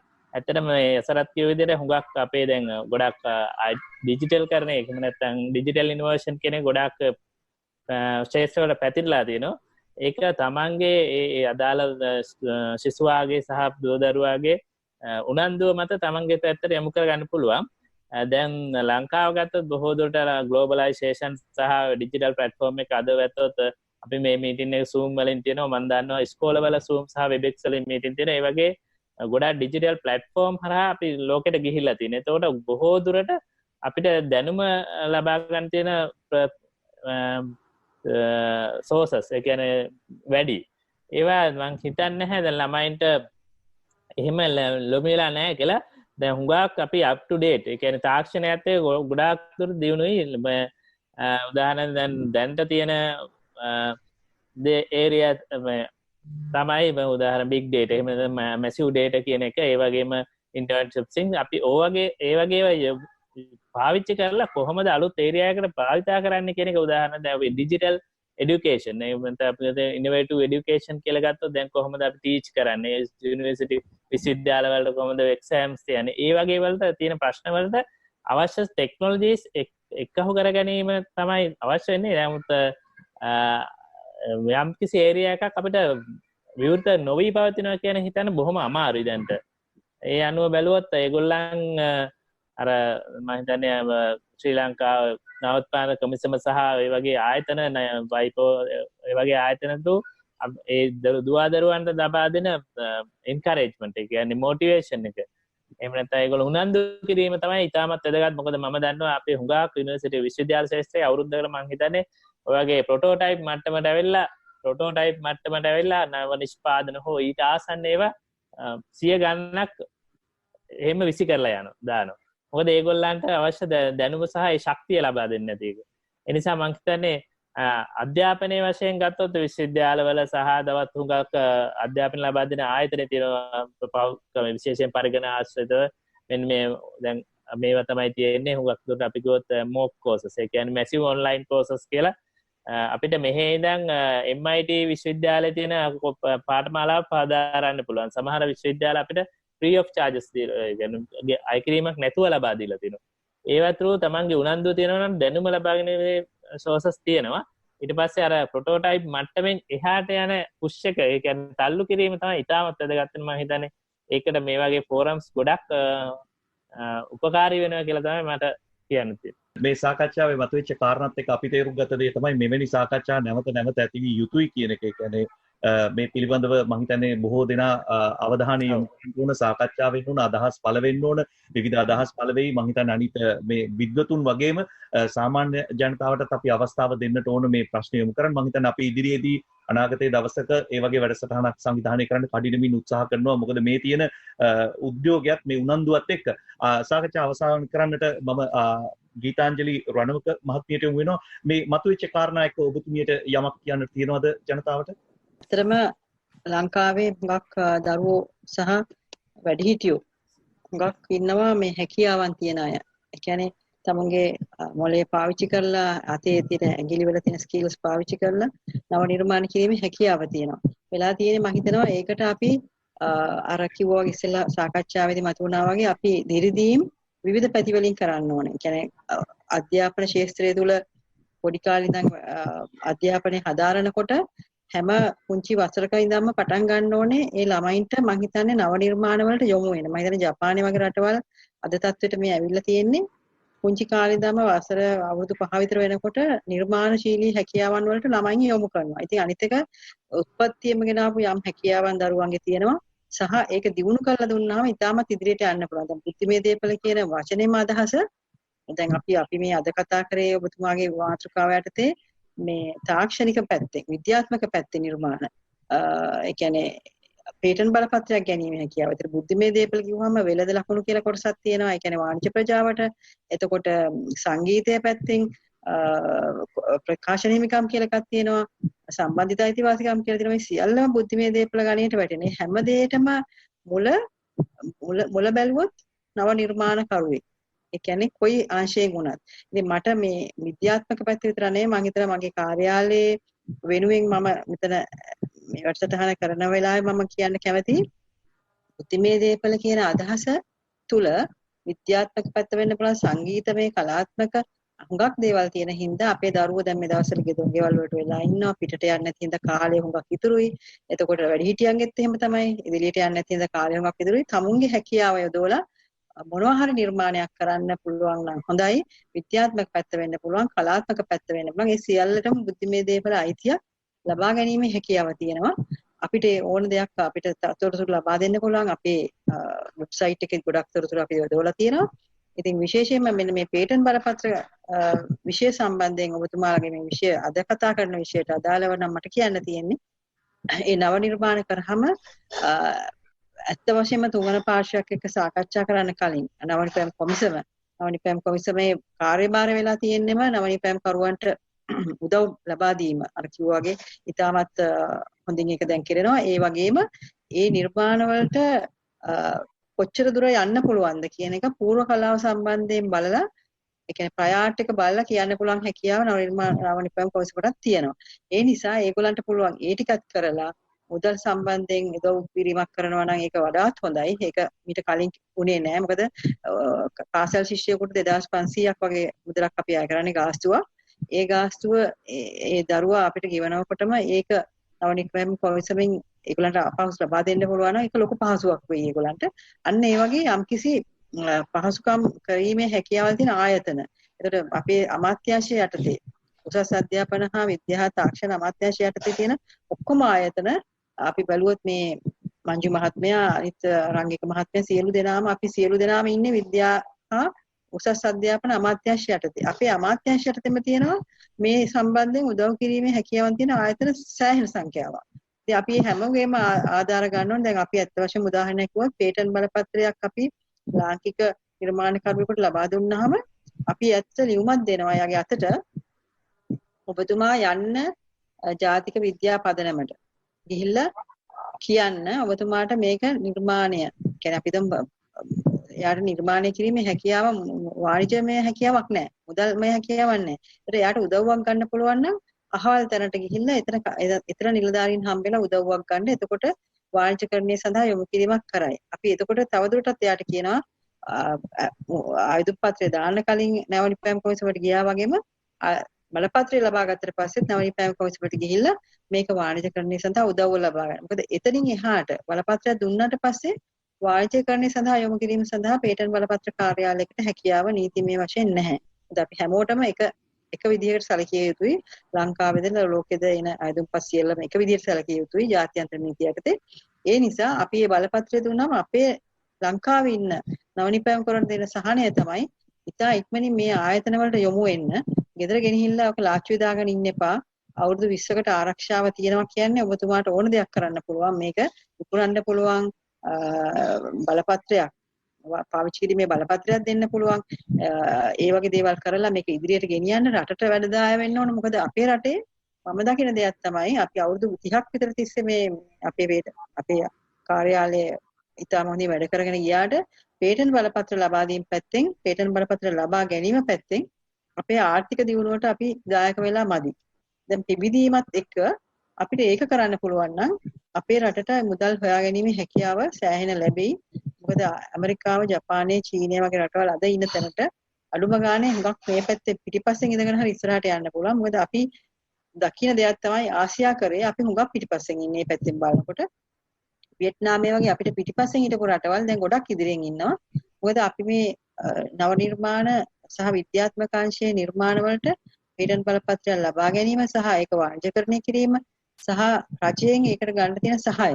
දැන් මේ වර්තමාන රජයෙන් සෑහෙන ඒ නිර්මාණකරුවන්ට සහන ලබා දීම සඳහා විවිධ අයවැයෙන් පවා සහන ලබා දුන්නා. ඒ අයවැය සහන පවා තියෙද්දි අපි ඒව නොගෙන ඉන්නේ නැතුව ඒක ඉදිරියට ගෙනියන්න ඕනේ. ඒ වගේම අපි අධ්‍යාපන අමාත්‍යාංශයට ඉල්ලීමක් කර යුතුයි මේ අවස්ථාවේ පොඩි වාසි දාගෙන සිලබස් එකේ අඩුම ගානේ පැයක් සුමායට දෙන්න දරුවෙකුට බුද්ධිමය දීපලක් කියන්නේ මොකද්ද? නව නිර්මාණයක් කරන්නේ මොකද්ද? අඩුම ගානේ කොලයක් නමලා දෙකට තුනට නමලා නිර්මාණයක් කරද අපි තමු අර ජපානයේ තියෙන අර ඔරිගමි ඒ ක්‍රමේ බලන්න අපි ඉතා පුංචි කාලේ අපි දැක්ක දෙයක් තමයි එක එක සත්තු හැදීමේ හැකියාව තියෙනවා ඒ පුංචි කොලේ. ඒක තමයි ඩිසයින් එකක් කියන්නේ. එතකොට දරුවෙකුගේ ඇඟිලි වලින් ඒ ටික කරනවා කියන්නේ දරුවගේ අභ්‍යන්තරයේ තියෙන හැකියාව එළියට එනවා මොළයත් එක්ක කෝඩිනේෂන් වෙලා. අන්න ඒවා දිනු කිරීම සඳහා මම හිතනවා අපේ අධ්‍යාපන ප්‍රතිපත්තිවල පොඩි හරි වෙනසක් කරලා එක පැයක් එක පීරියඩ් එකක් දෙන්න පුළුවන්. මොකද අපි බැලුවොත් අපිට හම්බ වෙනවා ඔය හුඟක් මේ පාසල් වල ගුරුවරු ඉතාමත් අහිංසක විදිහට මට හිතා ගන්නත් බැරි විදිහට මට කියන්නත් පුළුවන් කිසිම ඒගොල්ලන්ගේ ඉහළට යෑමේ හැකියාව මාස්ටර්ස් කරන්නද PhD කරන්නද ඒව නෙමෙයි දරුවොත් එක්ක ඒ මොනවා හරි පොඩි ගරාජ් එකක් ඉස්කෝලේ පොඩි කෑල්ලක් මඩුවක් හදාගෙන ඉවතලන ටූත් බ්‍රෂ් එක ඉවතලන ටින් එකක් අරගෙන නිර්මාණ කරනවා. ඒකට ඒක සමහර වෙලාවට පේටන්ට් බලපත්‍රය සඳහා යොමු වෙන නිර්මාණයක් නෙමෙයි වුණත් ඒක කාර්මික සැලසුම් කියන කොටසක් තියෙනවා. Industrial design. අර ඉස්සෙල්ලා අපිට මම හිතන්නේ කතා කළා අර අලුත් එකම තියෙන නිර්මාණය අලුතෙන් අපේ කොටස් ටිකක් දාලා වියදම් අඩු ක්‍රමවේදයකට හදන්න. අපිටම ඒක සමහර විට අපිට ඩිසයින් කොටසට කරගෙන ඒ දරුවට හරි කාය නිර්මාණ කරුට ඩිසයින් එකක් රෙජිස්ටර් කරලා දෙන්න පුළුවන් වෙන්නේ. ඒක අවුරුදු 15කට වළංගුත් වෙනවා. අර වගේ අමාරුත් නෑ. පේටන්ට් බයදුම් පත්‍රයක් දානවා වගේ අමාරුත් නෑ. ඒක පෙනුම වෙනස් කිරීමක් සහ තාක්ෂණික නොවන ආගණේ වෙනස් කිරීමක් තියෙනවා නම් ඒක ඩිසයින් එකක් හැටියට යොමු වෙන්න පුළුවන්. අපි හැමතිස්සෙම දැන් මට හිතෙනවා මම මගේ පැත්තෙන් බලනකොට මගේ ආයතනයේ පැත්තෙන් බලනකොට අපි නීතිය ගැන කතා කරනවා ආරක්ෂා කරගන්න කියලා කියනවා. එතකොට මිනිස්සුන්ට නිදහසක් නැද්ද? නිර්මාණයක් කරලා එළියට දාන්න. දැන් අර මංජු මහත්මයා කිව්වා වගේ පේටන්ට් බලපත්‍ර වලට යොමු වෙන්න ඕනේ නැහැ. ඒක නිදහසේ තියමු අපි. ඉතින් හොඳයි. එහෙම වෙනවා නම් නිදහසේ ඉඳලා නිදහසේ පාවිච්චි කිරීමේ හැකියාව ලෝකේ තියෙනවා නම් අපේ මිනිස්සු ඒ තරම් අවංක නම් සෑහෙන උදළුවක් අපිට යන්න පුළුවන්. අපිට එහෙම යන්න බැරිලා තියෙන්නේ ඒ නිදහසේ තියෙන දේත් අරගෙන අයදුම් පත්‍රයක් යොමු කරලා මේක මගේ පේටන්ට් එක මේක මගේ නිර්මාණය කියලා අයදුම් පත්‍රයක් දාන මිනිස්සු මේ රටේ මේ ලෝකේ හැමතැනම ඉන්නවා. ඉතින් අපේ රටේ මේ මට අහන්න තියෙන දේවල් මේ පැහැදිලිවම තියෙන දේවල් තමයි ලංකාවේ පුංචි දරුවෝ කරන නිර්මාණ සමහර එක්සිබිෂන්ස් වලදී ජාත්‍යන්තර ජපානයේ අපි නම් කියන්න හොඳ නැහැ වෙන රටවල් වල තාක්ෂණික ගණයේ අය ආචාර්ය උපාධි තියෙන වගේ අය ඇවිල්ලා ඒක ඇතුල් පැත්තට හදාරනවා. හදාගෙන ගිහිල්ලා එහෙදී ඒ නිර්මාණය එළියට දාලා ඒක එයාගේ පේටන්ට් බලපත්‍රයක් ඇටියට එළියට ගන්න. අපි ඒවට ඉඩ දෙන්න ඕනේ නැහැ කියලා මම කියන්නේ. මේක යම්කිසි ආරක්ෂාවක් අපි අරන් තිබ්බොත් ඒ ජාත්‍යන්තරයෙන් අපෙන් මුදවගෙන යන දේවල් අපිට නවත්තන්න හැකියාවක් තියෙනවා. ඒ පේටන්ට් බලපත්‍රය විතරයි ඒකට බැරියර් එකක් කරලා අපිට දාන්න පුළුවන්. ඒක නිසා මම හැමතිස්සෙම පේටන්ට් බලපත්‍ර ගන්න කියලා මේ කියනවා නීතියක් හදාගෙන ඉන්නවා. ඒ වගේ කියලා අපි විවේචනයකට ලක් වෙන්නත් පුළුවන්. මම කියන්නේ ඒ ලාච්චුවේ දාගෙන ඉන්න ඒ දැනුම රාජ්‍ය හිර කරගෙන ඉන්න දැනුම කොලයකට දාලා ආයුධම් පත්‍රයක් එක්ක අපිට යොමු කරන්න අර ඉස්සෙල්ලා කිව්වා වගේ රුපියල් 10000කට අඩු සංඛ්‍යා මුදල් සංඛ්‍යාවක් අපි අය කරන්නේ. එතකොට දරුවෙකුට 2500යි. සාමාන්‍ය මිනිස්සෙකුට 4000ක් විතර. ආයතනයකට 8000ක් විතර. ලෝකේ බැලුවොත් ආයුධම් පත්‍රයක් දාන්න ලක්ෂ ගණන් වියදම් වෙනවා. ඉතින් ඒ නිසා මේ පොඩි දේ කරලා ආරක්ෂාව අරගෙන ඒ සඳහා අපෙන් ලොකු අපේ නිලධාරීන් ඉන්නවා ගොඩාක් උදව් කරනවා. අපි අපේ සීමාවෙන් පිටට ගිහිල්ලා ආයුධම් කරුවට ආයුධම් පත්‍රය සකසා ගැනීම සඳහා පවා ඉස්සෙල්ලා කිව්වා වගේ අමාරු නිසා අපි අපේ සීමාව තුළින් පිටට ගිහිල්ලා ආයුධම් කරුවට උදව් කරනවා. මේක මෙහෙමයි පුරවන්නේ කියලා ක්ලේම් එක හදන්නේ මෙහෙමයි කියලා අපිම නිර්මාණය ඉදිරියට ගෙනියන්න උදව් කරන ගොඩාක් අවස්ථා තියෙනවා. අපේ නිර්මාණකරුවෝ පේටන්ට් බලපත්‍ර ලැබිච්ච අයගෙන් ඇහුවොත් කියයි. ඒ නිසා අපේ කාර්යාලයෙන් ලොකු සේවයක් නිලධාරීන් විසින් කරනවා. ඒ නිසා එතෙන්ට යොමු කරවන්න හැම ආයතනයකටම අපි ආදරයෙන් කරුණාවෙන් ඉල්ලා සිටිනවා. පුළුවන් නම් ආවොත් මෙහෙම නිර්මාණයක් තියෙනවා කියලා අපිට යොමු කරන්න අඩු ගානේ අපේ අදහසක් අරගෙන ඒක පීඩන කිරීමේ හැකියාව තියෙනවද කියලා හරි මූලික වශයෙන් බලා ගැනීමේ හැකියාව තියෙනවා. ඉතින් කාර්යාලයේ ඇරිහම අපිට මීට වැඩි ලොකු සේවයක් කරන්න පුළුවන් අපි ඔන්ලයින් කරන සේවයට වැඩිය. බොහොම ස්තුතියි බුද්ධිමය දේපළ අධ්‍යක්ෂ ජෙනරාල් ගීතාංජලි රණක මහත්මියට. මම හිතන්නේ මහාචාර්යතුමනි අපි සාකච්ඡාව අවසන් කරන්න වෙනවා. ඔබතුමාගේ අදහස් සමගින් මම හිතන්නේ එතුමිය යෝජනා ගණනාවක් කරා ඔබතුමාගේ ආයතනයටත් ඒ වගේම ඉදිරියේදී කෙරෙන්න ඕන කාරණා කීපයක් ගැන. අවසාන වශයෙන් මේ අහගෙන ඉන්න ප්‍රේක්ෂකයින්ට අපිට විශේෂයෙන් කියන්න තියෙන දේ අපි කියලා අපි සාකච්ඡාව අවසන් කරන්නයි බලාපොරොත්තු වෙන්නේ. සරත් කියන්න නම් තව එමටයි ඇත්තටම ඒ ඔක්කොටම වඩා කිව යුතු දෙයක් තියෙනවා. සරත් මම හිතන්නේ අපිට ලොකු අවස්ථාවක් ඇවිල්ලා තියෙනවා මේ වෙලාවේ කොවිඩ් වසංගතයත් එක්ක. ඒක අර හැමතිස්සෙම මම කියන වගේ අඳුරු වටා වලාවක ආපු රිදී රේඛා රැසක් මේක ඇතුලේ තියෙනවා. ඒ වගේම තමයි ලංකාව කියන්නේ සරත් අර රැලි ආපු රටක්. අර රැල්ලෙන් රැල්ලට පාවෙච්ච ඔරුවක් වගේ අවුරුදු 72ක් තිස්සේ ඔහේ යන්නම් වාලේ ගහගෙන ගිය රටක්.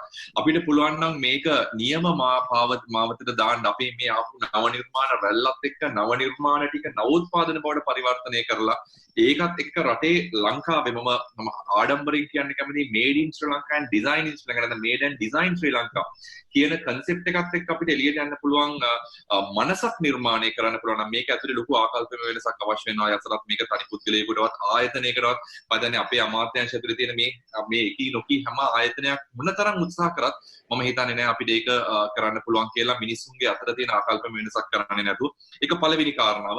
දෙවෙනි කාරණාව මම මම ඉතාමත්ම පැහැදිලිව කිව්වා කණ්ඩායම් ගත වීම.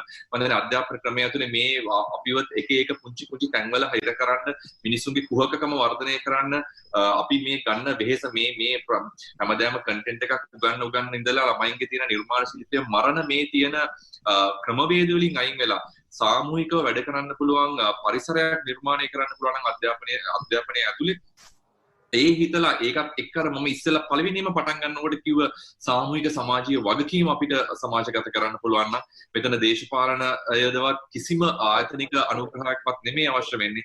මෙන්න මේ තියෙන මූලික සමාජීය අගයන් ටික අපිට නැවත ස්ථාපිත කරන්න පුළුවන් නම් මම හිතන්නේ රට සංවර්ධනය කරනවා කියන එක මහා ලොකු කාර්යයක් කියලා. ඒක අවුරුදු ගාණක් යන දෙයක්ුත් නෙමෙයි වෙන්න පුළුවන්. මොකද ලංකාවේ ඉතාමත්ම දක්ෂ පිරිසක් එන්නම දක්ෂයෝ නියම වැඩු ටිකක් ඉන්න රටක්. අපි මේ වැඩු ටික එකතු කරලා එක ඉලක්කයකට ඉලක්කගත කරන්න පුළුවන් නම් කවදාකවත් රැල්ලෙන් රැල්ලට පාවෙන උරුවක් වෙන්නේ නැහැ ලංකාව මින් ඉදිරියට. නියම විදියට යටට නෙමේ උඩුගම් බලා යන්න පුළුවන් නැවක් හදන්න පුළුවන් වෙයි අපි ඔක්කොම එකතු වුණොත්. ඒකට මාධ්‍යයට දායකත්වයක් තියෙනවා යසරත්. ඒක නැවත පැහැදිලි කරන්න ඕනේ. මොකද නවෝත්පාදන නවෝත්පාදන බවට පරිවර්තනය විය යුතුයි. ඒක තනියෙන් කරන්න පුළුවන් දෙයක් නෙමෙයි. මාධ්‍යෙට ඉතාමත් පැහැදිලි වගකීමක් තියෙනවා මෙතනදී. මේ ආයතන හැමෝත් එක්කම එකතු වෙන්න. එකතු වෙලා මාධ්‍යයේ තියෙන සාමූහික සමාජීය වගකීම තේරුම් අරගෙන අපිට ඒ දෙන්න පුළුවන් දායකත්වය දෙන්න. එහෙම දීපු දවසට මම හිතන්නේ අපි ඔක්කොමල්ලාම එකතු වෙලා බය නැතුව අපි ඉන්නේ සංවර්ධිත රටක කියලා කියන්න පුළුවන්කම ලැබේ. ඔව් මම හිතන්නේ සීමාසහිත කැපිටල් මහරජා සංවිධානයේ කළමනාකාරීත්වය ඉතාම සතුටින් ඉන්නවා ඔබතුමාලගේ මේ කාර්යයට සහයෝගය දෙන්නට. පහුගිය සති කිහිපය තුලම අපිට අපේ කළමනාකාරීත්වය දෙස්තුන්නේ මේ නව නිෂ්පාදන සඳහා දර්දරියන් උනන්දු කරවන්න මේ සඳහා අවශ්‍ය සහාය ලබා දෙන්න කියලා මම හිතන්නේ ඔබතුමාලගේ ආයතනය ඇතුළු අනිකුත් මේ අද මේ අවස්ථාවට සහභාගී වෙන හැමෝගෙම උනන්දුව තියෙන මේ වෙලාවේ මේ කටයුත්ත සඳහා උපරිම සහයෝගයක් දෙන එක. අනිත් එක තමයි මම හිතන්නේ ඊයේ ඔබතුමා කිව්වා මේ ඇතිවලා තියෙන මේ රැල්ල කැරල්ලක් බවට පත් කරන්න ඕනේ කියලා. මම හිතන්නේ ඒකට අපි සම්පූර්ණ සහයෝගය දෙනවා. ඒ සඳහා අපි පෙළී සිටිනවා. මම හිතන්නේ ඒ සඳහායි අපි නැගිටිපු ශ්‍රී ලංකා වැඩසටහන යටතේත් නව නිෂ්පාදන සඳහා තරුණ තරුණියන්ට අවස්ථාව දුන්නේ. ඒ ආරම්භ කරපු සැනින්ම මම හිතන්නේ ඔබතුමාම අපිට දුරකථනයෙන් අමතලා ඒ කටයුත්ත වෙන්න ඕන ආකාරය ගැන පැහැදිලි කිරීමක් කරා. මම හිතන්නේ ඒ අනුව අපි ඉදිරියේදී මේ කටයුතු කරන්නත් බලාපොරොත්තු වෙනවා. ඉතින් මේ වගේ සාකච්ඡා මම හිතන්නේ ඉදිරියේදීත් අපි කරන්න ඕන අලුත් අදහස් අලුත් අදහස් ඉදිරිපත් කරන අයට යන්නට පාර මේ විදිහට අපිට කියලා දෙන්න පුළුවන්කම තියෙනවා නම් ඉතාලම මම හිතන්නේ මේ අවස්ථාවේ වෙන්නට ඕන දේ එයයි. ඒ නිසායි අපි අද මේ වැඩසටහන සම්බන්ධ කරගන්න බලාපොරොත්තු වෙන්නේ. ඒ වගේම ස්තුතිවන්ත වෙන්නට ඕන. ඉතාමත් කාර්යබහුල අවස්ථාවක ඔබ සියලුම දෙනා මේ අවස්ථාවේ අපිට මේ කාලය ලබා දීම පිළිබඳව අපි යලිත් දවසක ඉදිරියේදී මේ වගේ සාකච්ඡාවකින් හමු වෙන බලාපොරොත්තු වෙන සමුගන්නවා. ඔබ සියලු දෙනාට සුබදායි දවසක්. අයිබෝන්. අයිබෝන්. අයිබෝන් බොහොම ස්තුතියි.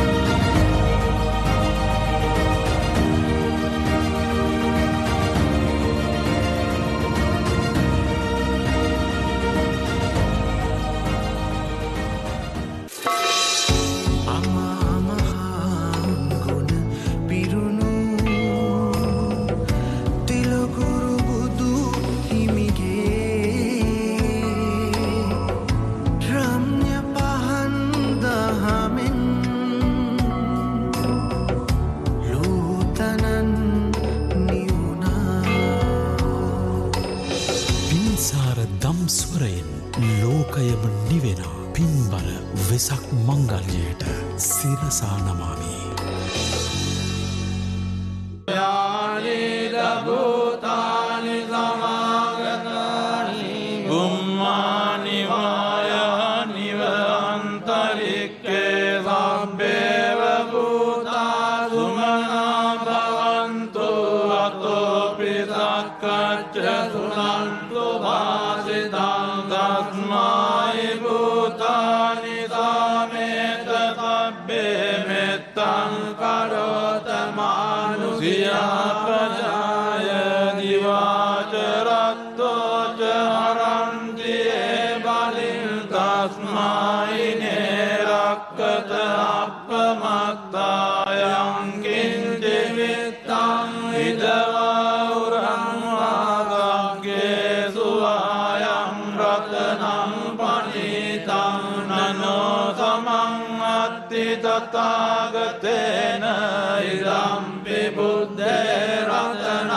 පනිතං ඒතේන සච්චේන සුවත්ති හෝතු කයං විරාගං අමතං පනිතං යදජ්ජගාසක්්‍ය මුනි සමාහිතෝ නතේන ධම්මේන සමත්ති කිංචි ධම්පි ධම්මේ රතනං පනිතං ඒතේන සච්චේන සුවත්ති හෝතු යම් බුද්ධ සෙට්ඨෝ පරිවන්නයේ සුචින් සමාධිමානං තරිකඤ්ඤමා වූ සමාධිනාතේන සමෝන විඤ්ඤති ධම්පි ධම්මේ රතනං පනිතං ඒතේන සච්චේන සුවත්ති හෝතු යේ පුග්ගලාට්ඨ